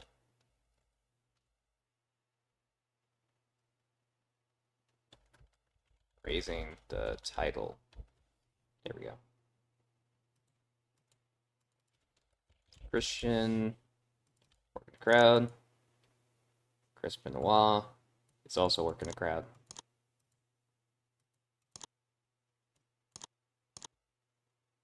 No, well, he has one fucking script apparently. For just a small bit here. Whatever. Actually, you know what? Speaking of bits, I want to do a quick little bit. Backstage, where Chris Benoit and the WWE champion run into each other backstage. Booker T and Benoit speak to each other about the King of the Ring when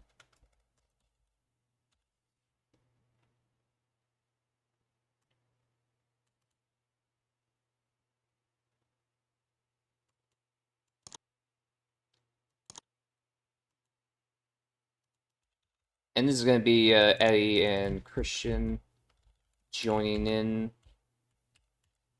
the convo here. Kind of just, tease how things are going to look for Sunday.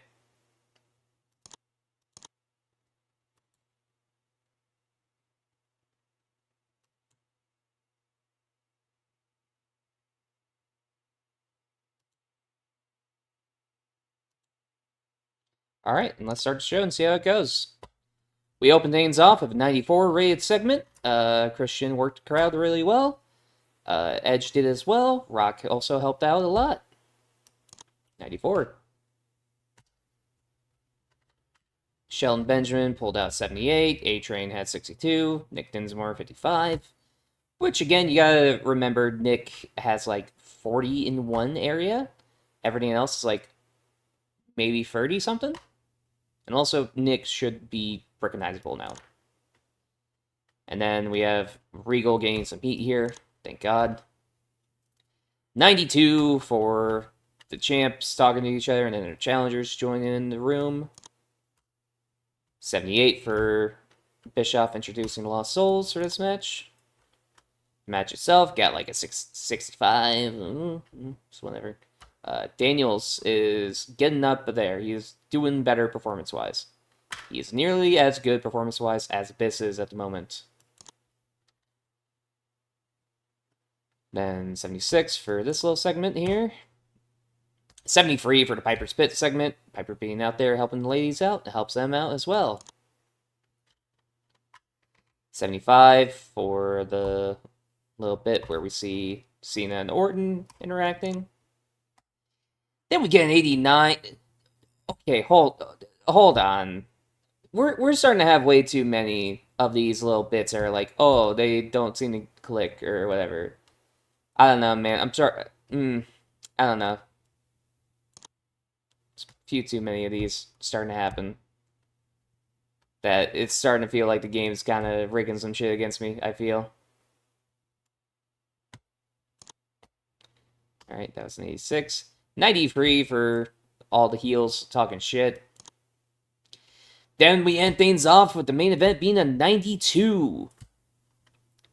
Christian only performed 4 points lower than The Rock. Edge performing at, like, his pop level. And we end things off with a 100 rated segment where Benoit and Christian are looking at each other. And we end things off here tonight with an 89. That's one of our best Raws ever. $3 million. Popularity recap. Everybody is enjoying our show.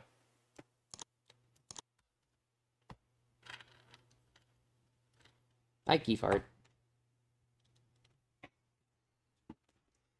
Oh, shit.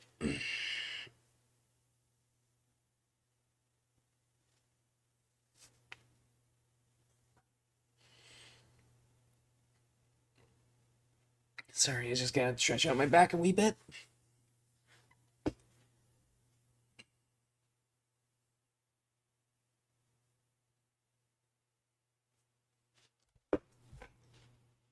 Oh, man.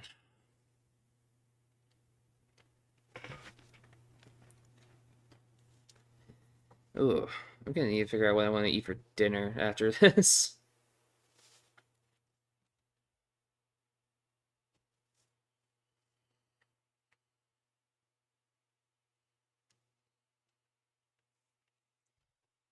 All right. Viewing figures for Raw overall 6.3 million people watching. Jesus Christ. Sabu and Dave Taylor apparently got into it. Interesting.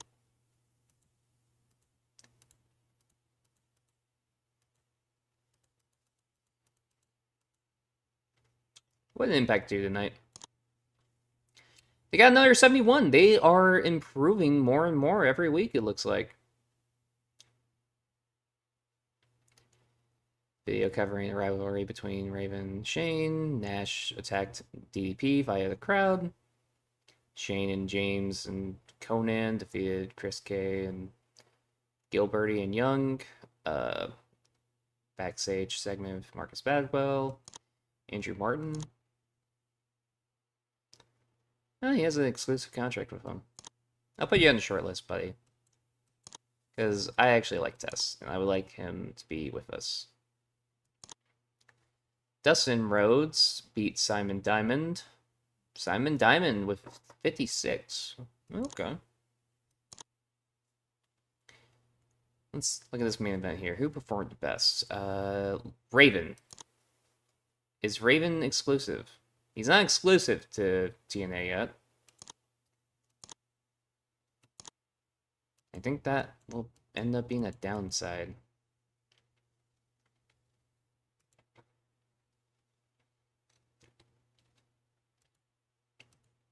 Okay.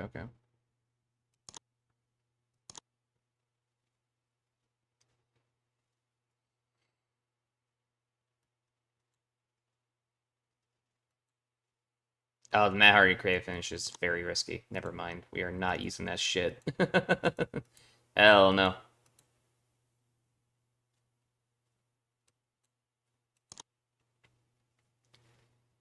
Alright, I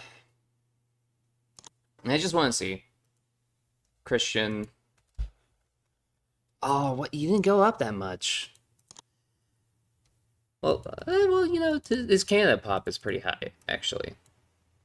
Okay, yeah, no. It was more so Canada. Canada got high. I see. Okay.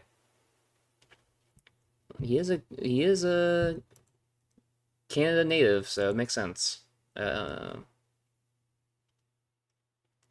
He has hot momentum too. He should be a major star if like Jeff's a major star right now. Speaking of Jeff though, still considered major star. Really didn't lose much pop losing Orton. Orton gained a bit. Jeff didn't really lose anything. So relatively same level. Yeah.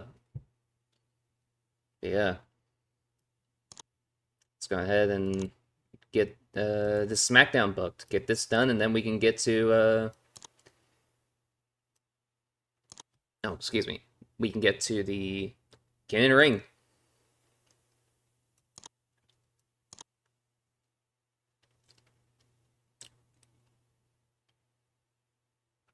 Oh, interesting. Some heat between Shawn and Taker.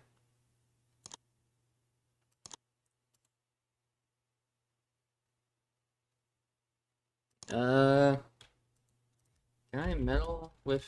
No, not yet. Okay.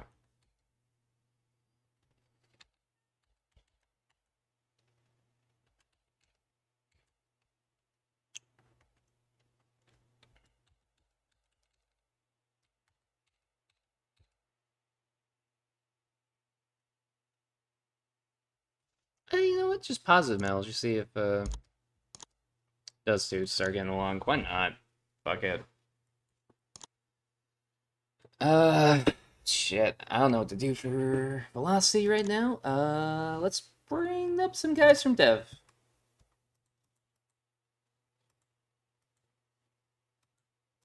Robbie and Rory are recognizable.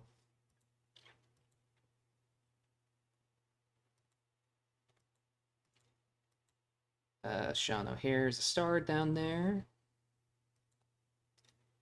Sky Goldman is over, like Rover down there. Maven is still the NXT Universal Champion. Can you make him lose it, please?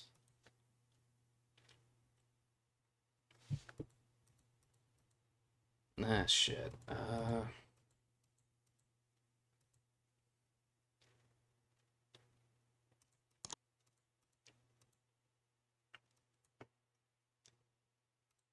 Her skills have been getting better, I think, right? Oh yeah, they definitely have been.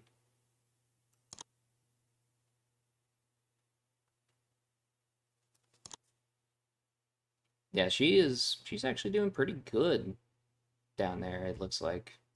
She's got potential.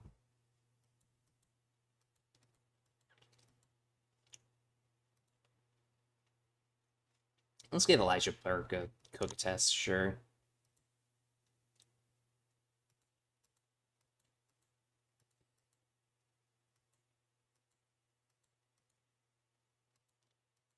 And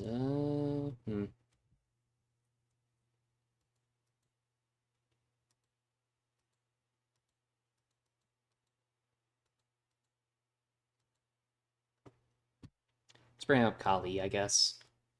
Well, no. I don't want to bring him up because who the fuck? What the fuck am I gonna do with him?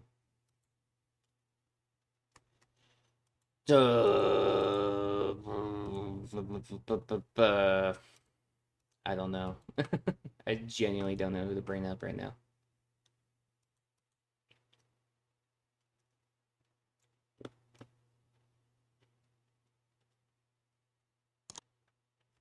We ain't bringing anybody up. Never mind. Let's just fucking have somebody come in that's a local talent.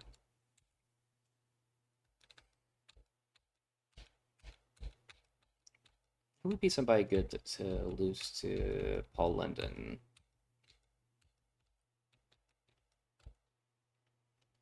Let's bring in Low Key. Bring him in.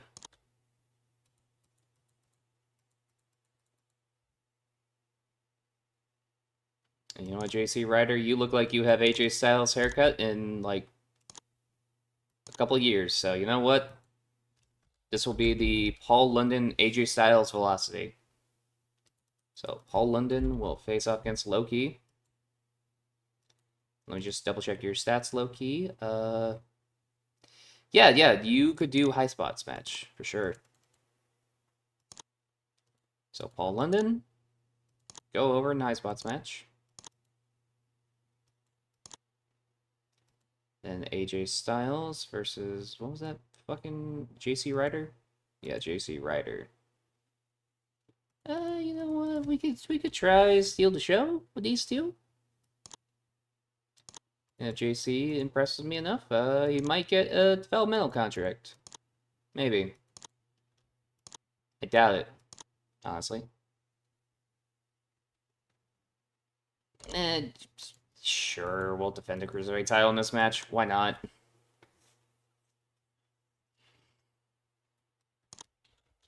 Styles tries to attack London, but Lynn makes the save. Heyman comes out to book a triple threat. Styles attacker, Paul London, victim, Jerry Lynn, making save. Then Paul Heyman getting a promo, I guess. Sure.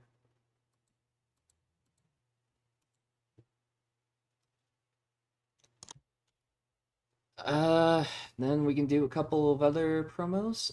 RBD turn Oh, calling out Maga. Outside broadcast, pre-taped, storyline development, sure. Rob Van Dam, cutting a promo. Umaga is off screen.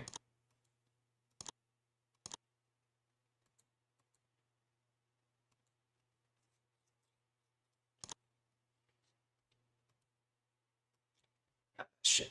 Oh, my shoulder's itchy for some reason. Like, the shoulder specifically is itchy. That shit is fucking with me right now. Cena makes a rep at Chavo's expense. Storyline development, sure. And stay in the ring as well. John Cena got a promo, and you know we'll put JBL off screen as well. Just have him make fun of JBL one more time. Chavo Guerrero, save details. John, you don't need whatever. It's fine. It's fine. It's fine. All right. I guess I'm just gonna have to kill Kevin Randleman on TV before he goes on hiatus, huh? I don't know why he's wanting to go on a hiatus all of a sudden. He's under contract right now, man. You have a contract. It would have been one thing if it said, "Oh, he's going away for a fight," you know, but he's not. He's just going on hiatus. The fucking bastard. I'm sure TNA will sign him later. I'm sure. Yeah, you know what? We can do Dudley Boy's interview.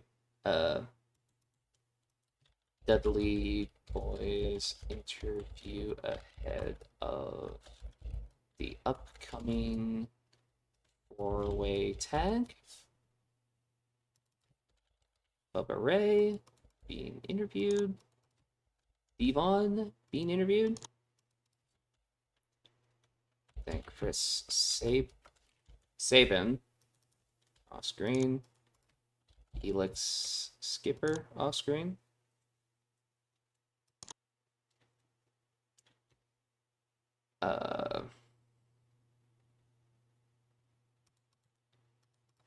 Tony Schimmel is our interviewer. Here we go. The Big Show explains why he attacked Jericho.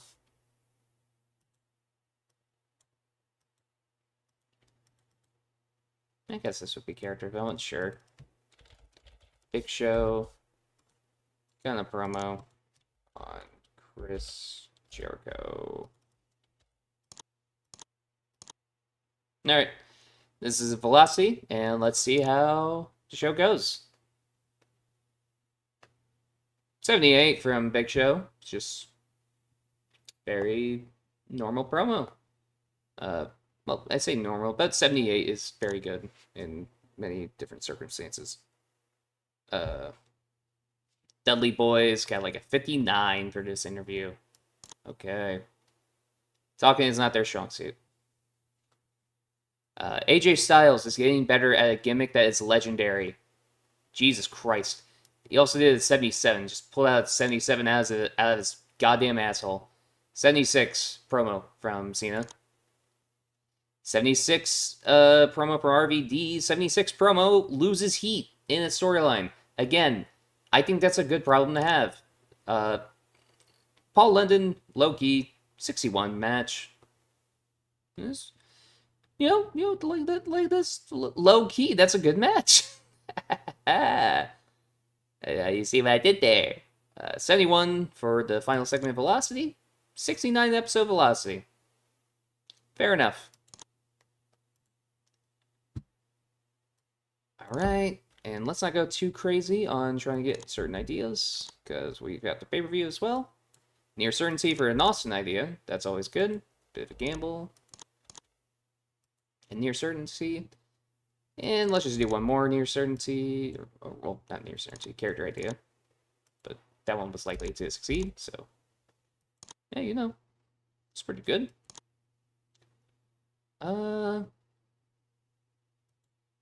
Christopher Daniels is still only recognizable. I feel like that win should have gotten him a little higher. Let's give him the likely to succeed character idea. It's very warm momentum now. What if I gave you another one? Hot momentum. There we go. That's what he needed. Steve. Got you a character idea, buddy? You have hot momentum now. There we fucking go.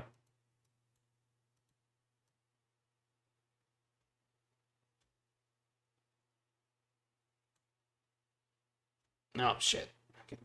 My fucking neck, I had to stretch it a little. Alright. So, we gotta do John Cena versus JBL. John Bradshaw. And John Cena. Let's give him a bit of time. 15 minutes. Wild brawl. John Cena just goes over. JBL, you've gone over this kid a bunch. You can put him over. You can put him over. Let's see here. Only 2 storylines being furthered. Actually, should do a thing real quick where we end the John Cena versus Secret Service storyline.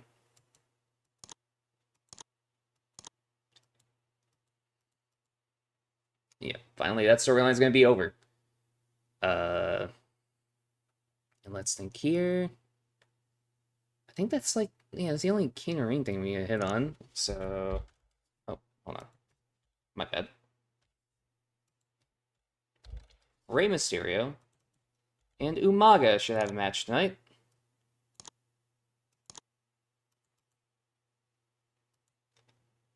And if Rey's cool, he'll go for the storyline of Umaga fucking kills him.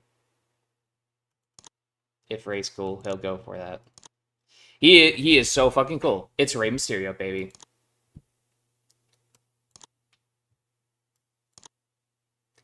Alright. And you know what? Main event. We can do Eddie Guerrero. Chris Jericho. And The Undertaker. Going against the heels. Booker T. Kurt. No, not Low-Key. But Kurt Angle. And The Big Show.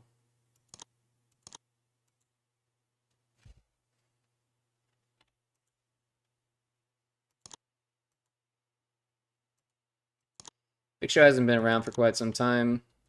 I think he needs a big win. Yeah, he's getting his big win. All right. Let's see. What's a match that we really need to have on this show? Did Ron Killings go up from last week? I don't really think he did. No.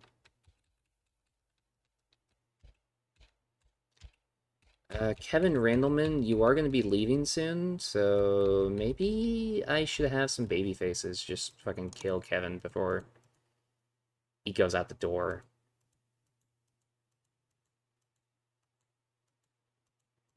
Jushin hasn't had a big win since debuting, so Jushin, kill Kevin Randleman.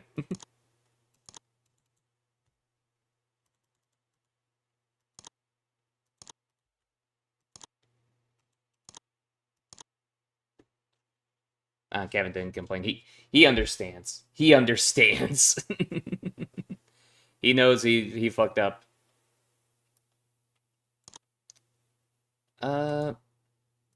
Is there a way I could do... Okay, what if, right? We did... Oh, wait, no, that's... This is 5.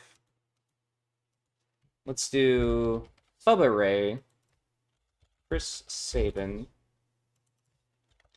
Danny Basham, and Akio. And Chris Sabin wins by getting a pinfall on Danny Basham. I imagine it could be like he fucking chucks Bubba Ray out. Bubba, shut the fuck up. Jesus Christ. Okay, so we're gonna shorten this down 6 minutes. Shorten this down. Oh no, we don't need to shorten this one down. We can shorten this down by 2 minutes. All right, there we go. There we go. There we go. Made sure there wouldn't be. Just want to make sure there's not going to be too many complaints. So yeah. Now we can toggle brands off for the angles and whatnot. Let's do a JBL Town Hall. JBL speaks about the King of the Ring.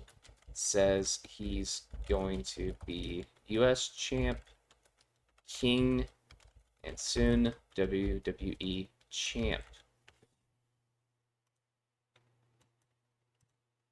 And storyline development. John Bradshaw cutting the promo. Well, yeah, Booker T should be off screen. He mentions him, mentions Eddie. He mentions Orton to be off screen.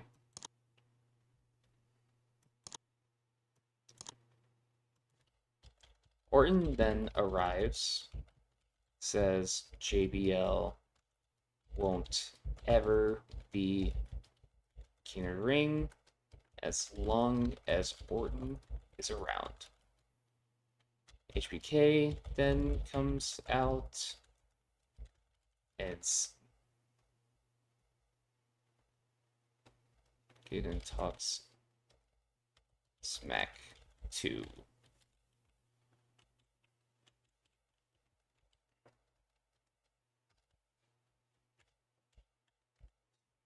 So yeah, Randy Orton now is cutting a promo, as is Shawn Michaels. And we'll increase this part to 6 minutes. Alright, there we go.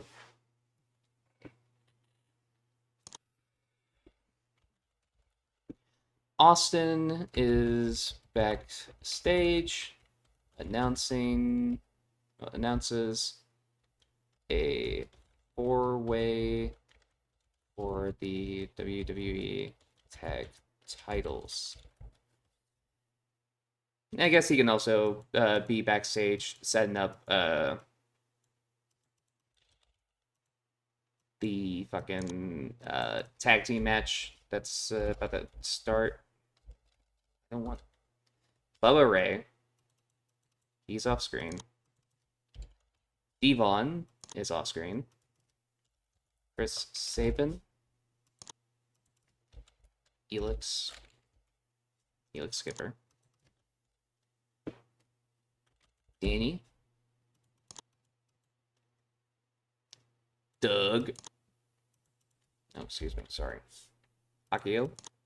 And Sakota. Yeah, he doesn't want script. Alright, fair enough, man.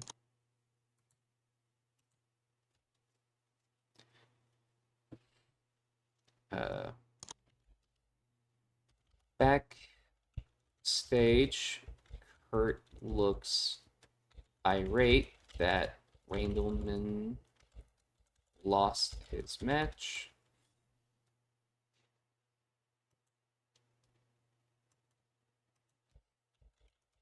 Kurt chews Kevin's ass out. So, Kurt, character developments, Charlie Haas, character developments, and Kevin Randleman, character developments for this part. You know what, we can just say this angle's kind of comedy. It's backstage. In the midst of this, though, Taker begins to flicker the lights and freak all free out.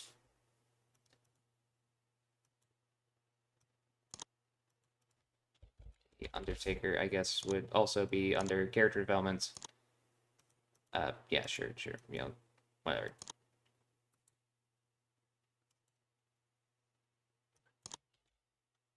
Mysterio is being interviewed about Umaga.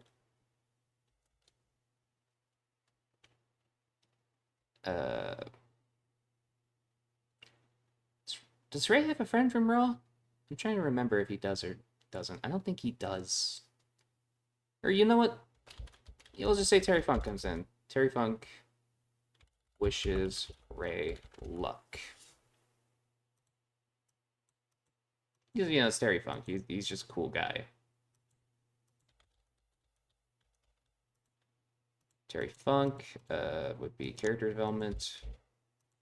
Ray, character development.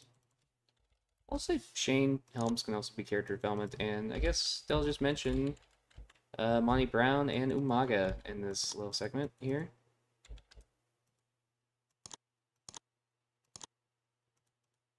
And no script because Ray doesn't want it. Alright, whatever. Umaga tries to attack Ray more, but RVD makes his grand return.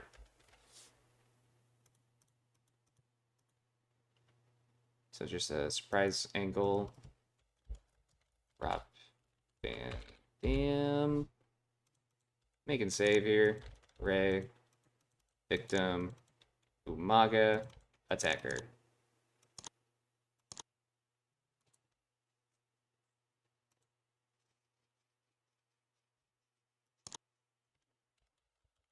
Cena cuts a promo on JBL.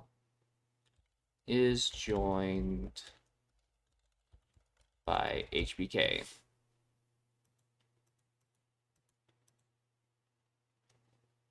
I guess this can count as a tease.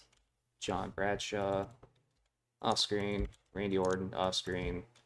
Shawn Michaels is cutting a promo. And John Cena is cutting a promo as well.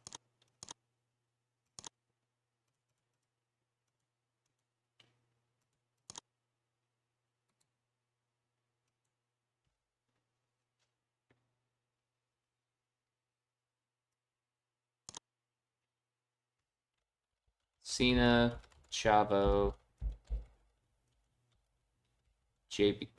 not JBL, Orton, and HBK stare down.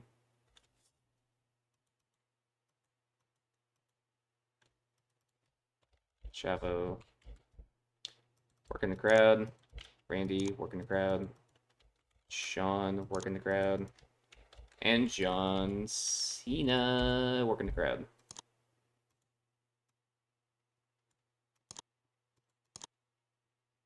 Oh my god, fucking. Oh, I don't want a fucking script for working the crowd. The thing where you just kind of stand there and just talk to the crowd. You don't need. I don't want a script for that.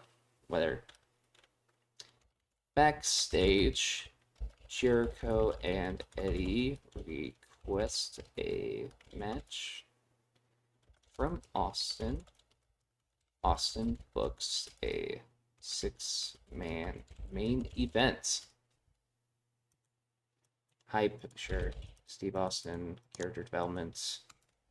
Chris Jericho, character development. Eddie, character development. And we'll have Undertaker, who would be off screen for this. Big Show is off screen. Hurt off screen. And Booker T off screen. Okay, whatever.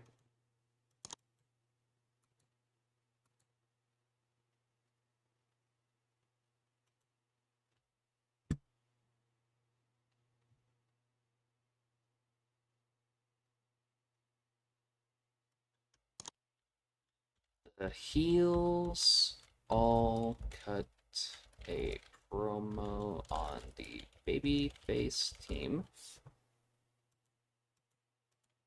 Backstage interview. Storyline development, sure. T being interviewed. Kurt being interviewed. The Big Show being interviewed.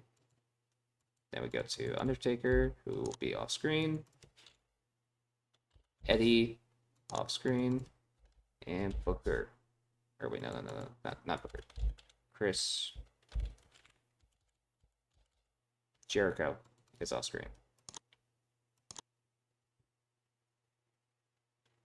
And, oh, who's the interviewer? Who is... just Tony Chimmel again. Fuck it.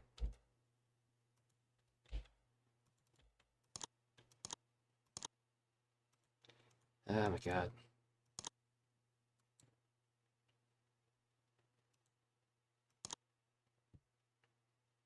Yeah, it's just fucking JBL and fucking Bubba who are upset that they're gonna lose a match. Oh my god, it's the end of the fucking world, guys. Ugh, god.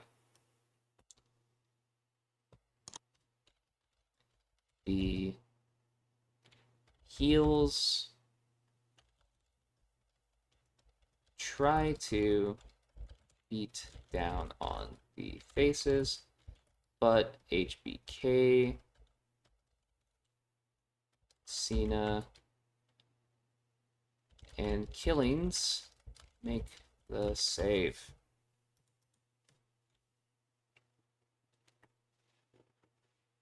Just throwing Ron in there just to try to get him a little bit of some, honestly. John Cena making save.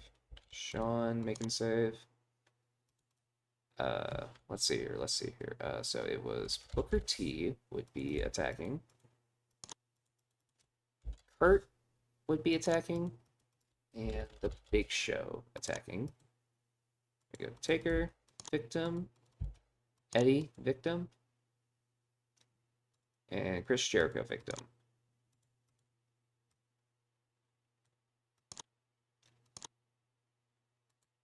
Alright, there we go. Alright, I think that's a good episode of SmackDown. Let's see how it goes. The JBL Town Hall kicks things off at 89. We needed better commentary, otherwise we could have gotten a way better rating there. Steve Austin announcing the tag team title match got us a 85. Definitely gonna help all those guys out. Fatal 4-way match got 71 with everybody. The high heat definitely helped out, and Sabin is producing pretty good numbers. So is Akio. Bubba Ray performing around his pop. Got an 88 for this segment here. Pretty good. Randleman and Jushin got like a 61 for the 6.5 minute match. 83 for this little promo segment. 79 for Ray and Funk and Hurricane all talking. Pretty good. The match itself! Oh my god! Oh! Umaga outperformed Ray! He outperformed Ray! How the fuck? Oh my god. These... Okay, these guys need to have a rematch at some point, and I need to give them time. Alright, and Rob Van Dam comes in, and he cleans house. Fucking 92. Got an 89 here for the Cena-Michaels duo promo. Cena finally defeats JBL with the FU. Noticing how JBL performed worse when he was upset. Noticing. 89 for the 4-way stare down. 86 for the heels all cutting the promo together.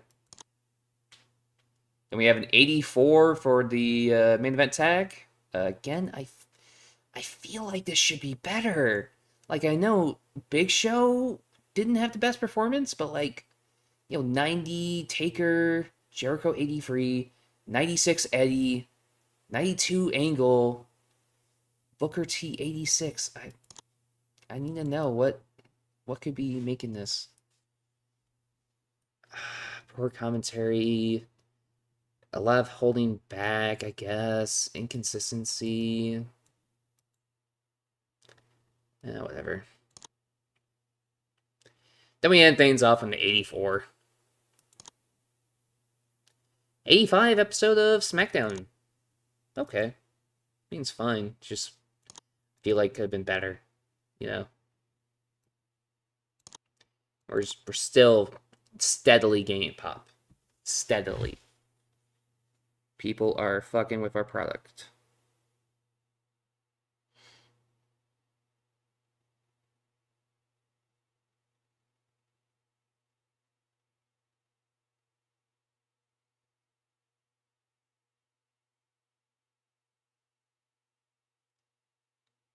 Alright. Da-da-da-da.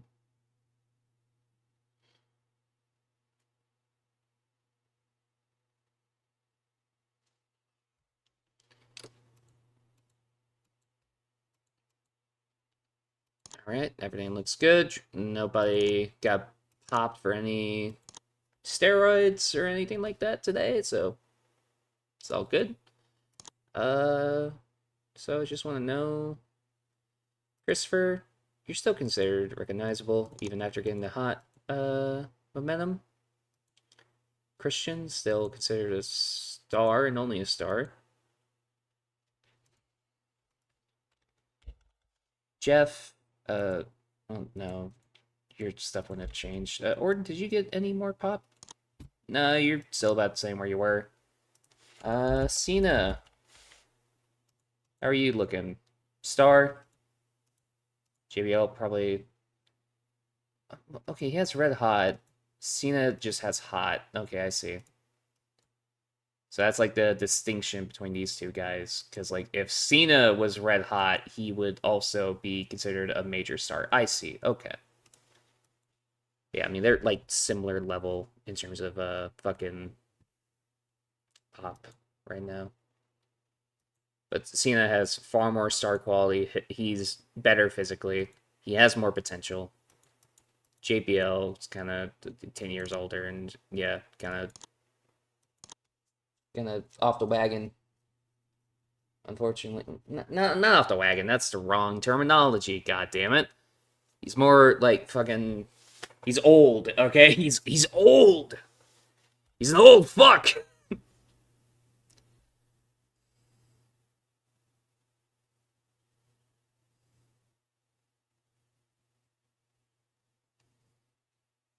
An old piece of shit.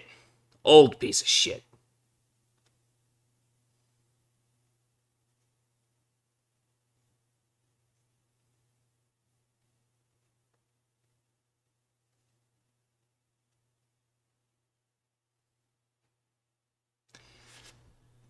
Oh my god. All right. So I think once we get done with the King of the Ring here, I think that is where we will wrap up today's stream. I think it's a good spot, personally. But yeah, if anybody is currently watching, I just want to know, like,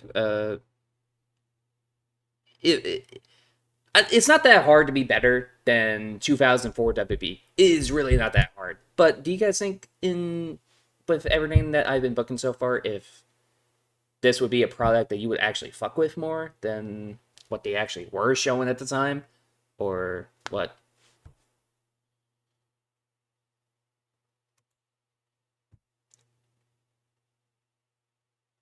What the Sometimes I'll see the little background thing on some of these pictures, and it's just like fucking. I wonder where they got that picture of the crowd from.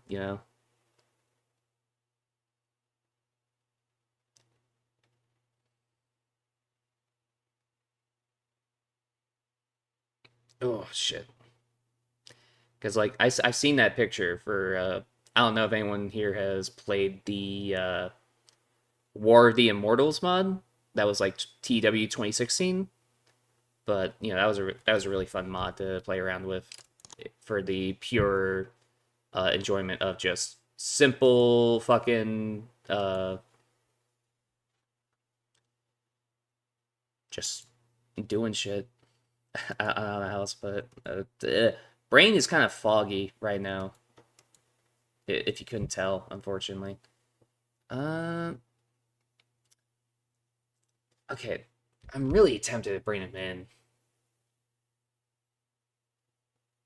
Yeah, I think we can bring him in just to have him be a guy for AJ to go against.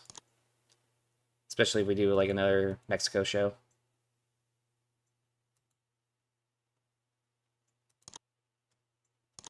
I guess still uninterested in returning to WB. Fair enough.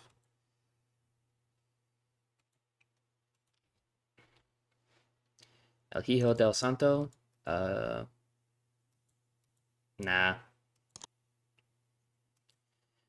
If it was like 10 years ago, I would sign him. But it is not 10 years ago, unfortunately. But Claudio, I want to bring you in. One, I think you probably had a great time while you were in Japan. Oh, no, you didn't have a great time while you were in Japan. You literally didn't even compete in Japan. Uh, okay, interesting. House show held. Everything looked good. Everything looks good. All right.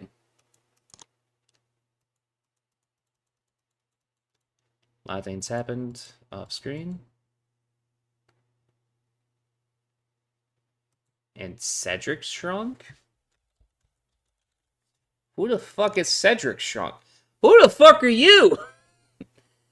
What the? I was thinking for a second, did the game, like, misspell Roderick? So there's a Cedric shrunk as well. Huh. Alright. I'm gonna need to look into that. I don't...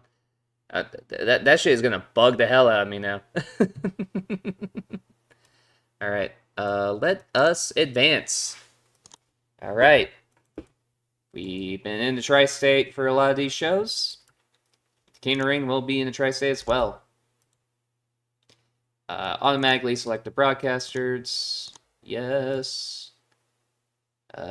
184 creative points. Let's see if we can just get a couple of really good... No. No. God damn it. We did not get a good... okay. Yeah, you know what, Balls, you can come backstage. Sure, man. Dave Hebner has been passing on psychology tips to Brian Hebner. Garrison Cade and Kurt Angle got into an argument, apparently. Matt Hardy gave the locker room a lift. Good, good, good. Rico and Lil Nate were getting along. Chavo Classic organized a poker tournament. Vince not happy with morale officer. Randy Orton not happy with morale officer. JBL not happy. Funly got his training in. Regal got his training in.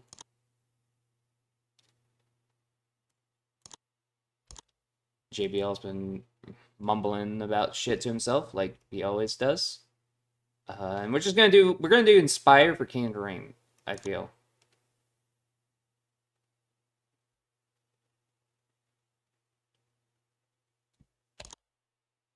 Alright. Locker room fucked with the speech. They love the speech. Alright. So let's start our booking. I'm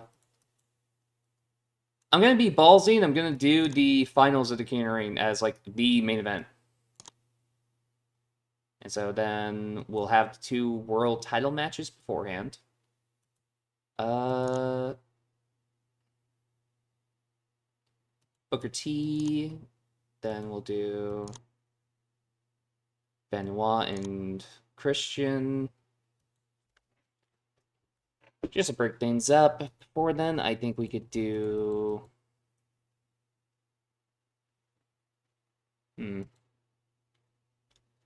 Okay, I think we'll do Jericho versus Big Show as a... calm the crowd a little bit.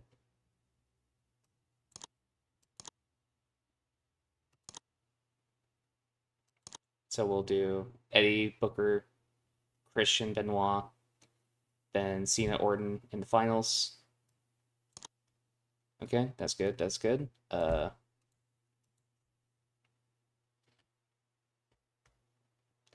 right, let's do the WB tag title match at this point in the show. Bubba Ray, I do not care that you are unhappy. Noticing how it's only Bubba Ray complaining, by the way. Noticing. Let's do... Oh yeah, let's do the Edge Batista triple threat. Triple H is extremely unhappy. Triple H, I don't care.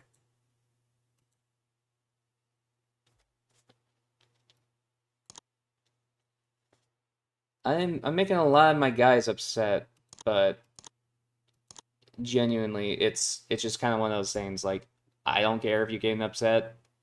You got to do the job. All right. Speaking of guys who are gonna get upset, or oh wait, no, JBL's winning this. Never mind. He won't be upset. Right? Yeah, because I want to build up fucking Ron to get the win there.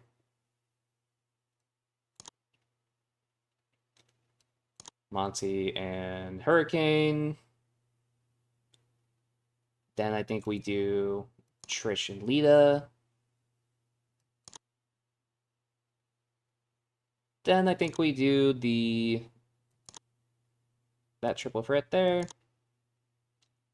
Do the ladder match. Then I think we do Cena and Chavo.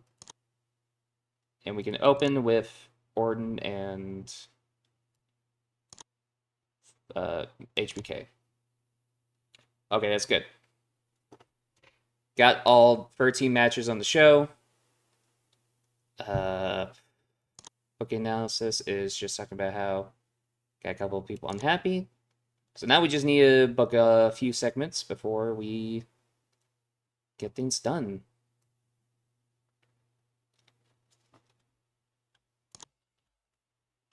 Orton. Shit. Orton / Cena trade words over a hype package.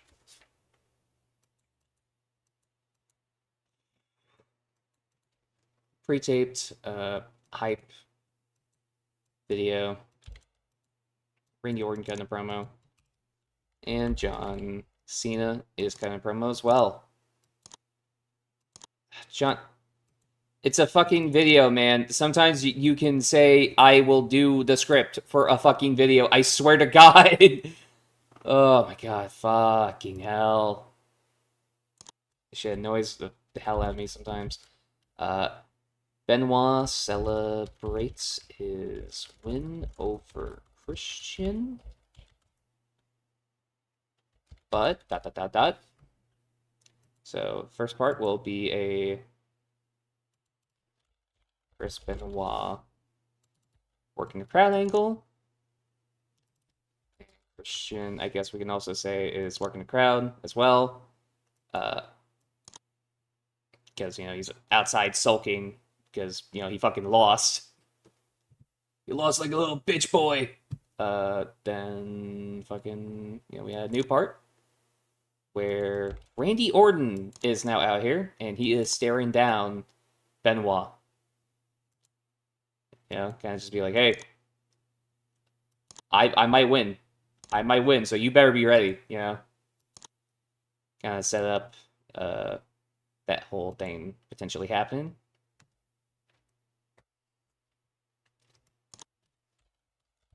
Christian interview. So we'll have Christian backstage having an interview, going over his chances against Benoit. Christian being interviewed. And you know what? Jim Ross, he can be our interviewer for this.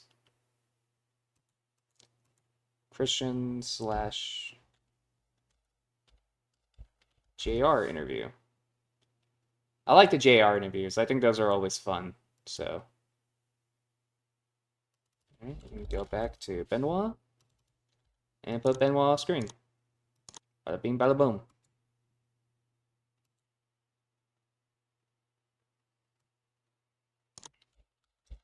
Booker T promo.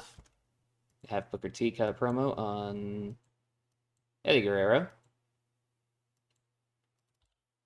Eddie Guerrero will be off screen as Booker T. Cut a promo.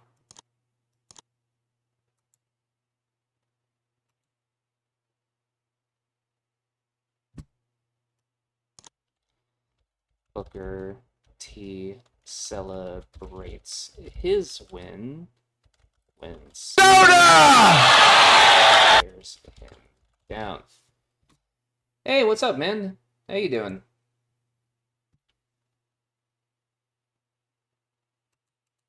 I'm doing pretty good myself right now. We've been streaming this for a good couple hours, nearly 3 hours, and just got King of Ring about done, and we'll be wrapping the stream up with King of Ring. I think you've seen how the card looks. I hope you fuck with it. I hope you fuck with it. Booker T, working the crowd. Eddie, I guess we can have say working the crowd. Then we'll put John Cena down, working the crowd as well. Okay. I don't want a script for working the crowd, brother. The script will probably fucking say, you point at Booker T, then point to the Summerslam sign that we have somewhere. I don't fucking know, man. Triple H and Batista get into a shouting match over the result of the triple threat. This will be happening backstage, teasing the Batista and Triple H one-on-one. All right, yeah, right, Triple H. I don't want you to give me a script because I don't fucking like those. If you give me one, I'm gonna fucking kill you. Not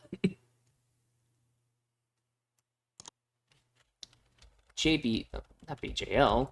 Who the fuck is BJL? JBL. Cuts a promo. Says that he should be the king when JBL whines and moans about losing.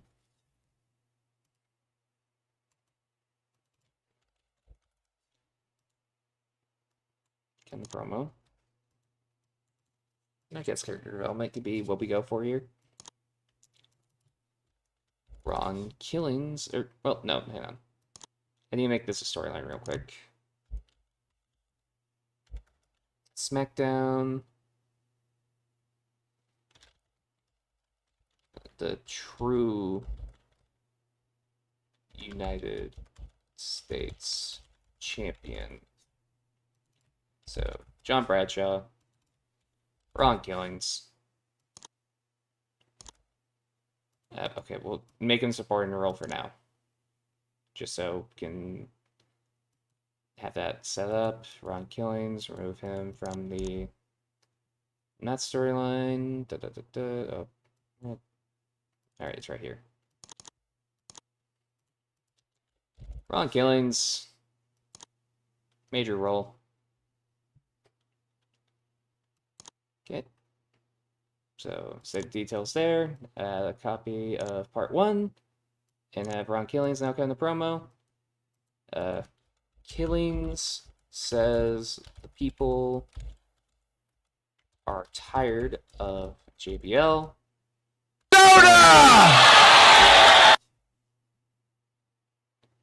Oh yeah, no, I very much enjoy this stuff. I like TEW a lot. I think it's very fun. I can understand why the content for TEW hasn't been going on too much. I've been playing the series as a whole ever since I found out what TEW 2016 was. Then I played TEW 2020. Now playing TW9. For a minute, I thought TW9 kind of sucked, but now that I've spent way more time on the game, I realize the game is way better than the other ones. I wish there was more mods for the era I enjoy. I'm a sweaty, smelly 2009 fan. I know that's a controversial thing to say around some people, but I don't know, man. I still enjoy some of those angles. And let me just make sure. Yeah, there's still nobody being overused, so it's all good. I'm at 84. I don't need to add any more angles that won't be necessary. Okay, well, actually, I do need to add one more angle. Gonna add one where Orton and Cena are back. Oh, wait, hang on. I sound like I'm resetting a lot?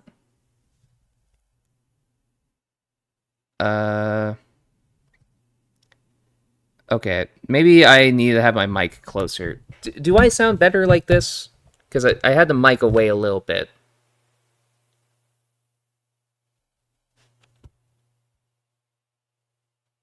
Because maybe that's messing things up. Because I looked at OBS and it looked like it could hear me just fine. Maybe it's my own internet. I hope that's not the case. Okay, good. Orton and Cena are backstage when Austin comes up and says that Orton will be DQ'd if Flair gets in the way. Well,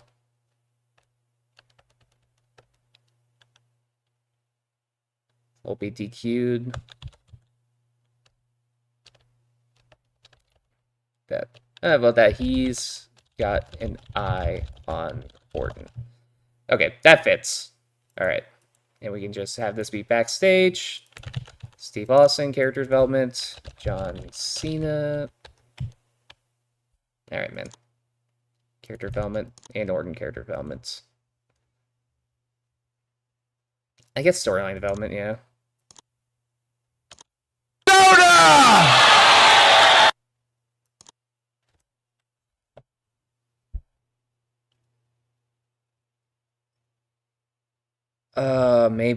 Maybe.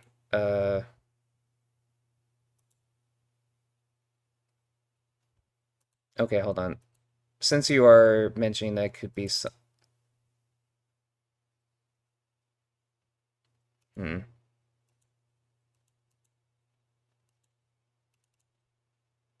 Okay, if that's the case, then I'll have to go and mess with a few settings on OBS after the stream.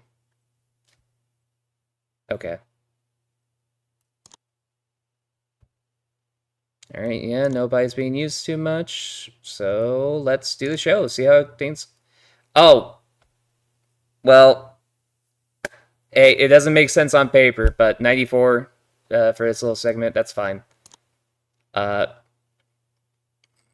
we go. 94. Alright. That's good.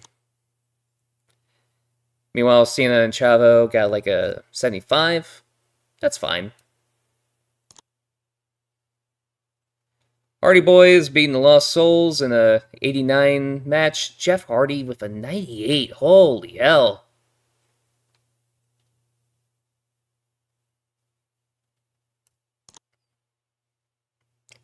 The Cruiserweight title triple threat got 81. Styles performing above everybody else with an 82. Trish Stratus and Lita had themselves a 74 rated match. Good. Trish winning this will get her some momentum back up.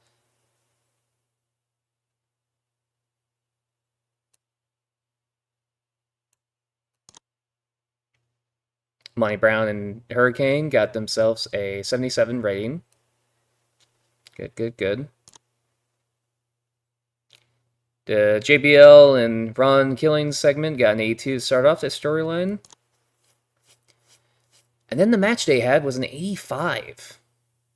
Okay. And we had 74 for the tag title 4-way. And let me just look. Where's Sabin and Skipper? 65, 57. I mean, they're not really that far behind Ivor Dudley Boy at this point. The Edge, Batista, Triple H, Triple Threat ended up getting a 81.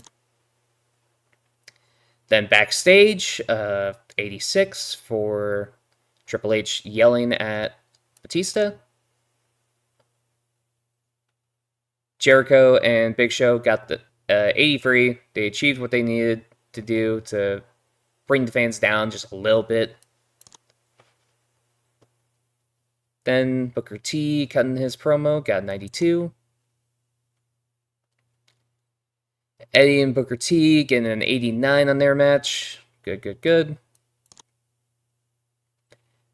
92 for Cena coming out and staring down Booker. The Christian JR sit-down interview got an 88. Christian and Benoit as a whole got an 86 for their match. You know, lost some heat, but still, overall, I think this was very good. Then Orton came out and got a 94. You know, this is what happens when there's a real star around. The promo between Cena and Orton got an 86. And then their match got a 90. 90 to finish things off between these two. Cena was off his game, but he did already have a match tonight, so. But so did Orton. And we get a 91. 91. I think that's very good. Alright. Now let's address the locker room. Randy Orton and John Cena are going to need a speech given to them for sure. I'm going to give one to Jeff Hardy because he had the best performance of the night. Well, yeah, praise for a great performance. And then, yeah, we'll just point out Triple H as a good example, just so he's not too pissed. But over 5 million in profits. Popularity recap went up nearly everywhere. 85 almost all across America now. We didn't see Kurt Angle at... Oh, wait. Oh. I forgot to do... Oh, man.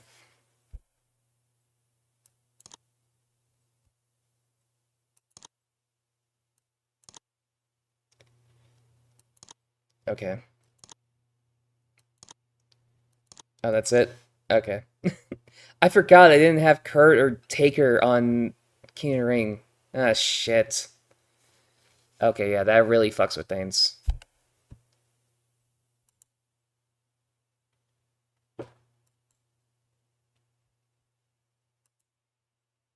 Alright.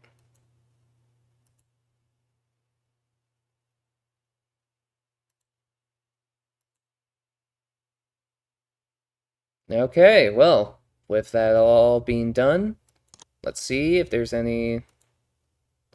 Yeah, nope, drug tests all look good. Nobody got popped or anything.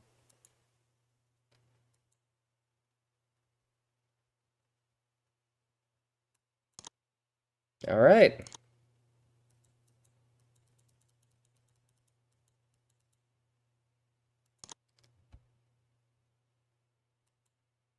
Oh, Earl Hebner is, his contract's running out. I did not realize. Well, Earl, I mean, you're pretty cool. So just keep you around for 5 years. All right. Hey man, as long as you don't fucking go around backstage trying to sell T-shirts at the back of your fucking car, I think you'll be fine. I think you'll be fine. We're at $41 million. We can't make a donation yet. Right. Then let's upgrade our personal broadcaster. I mean, 40 mil, I think, lets us... Yep, we have... Money's not real, so we could do all that. So we're about to be at SummerSlam. I guess I did accidentally artificially... Well, no, not artificially. Okay, I don't need to do that. Never mind. So yeah, we'll save the game there. I will look into some things about how my mic is apparently popping. I haven't gone through any of the VODs or anything, so I didn't know that was a thing. Well, I'll try to figure out some more things about the mic. Thank you to El Gran Perro. Appreciate you letting me know about that. And yeah, I hope everyone has a good one. See you later.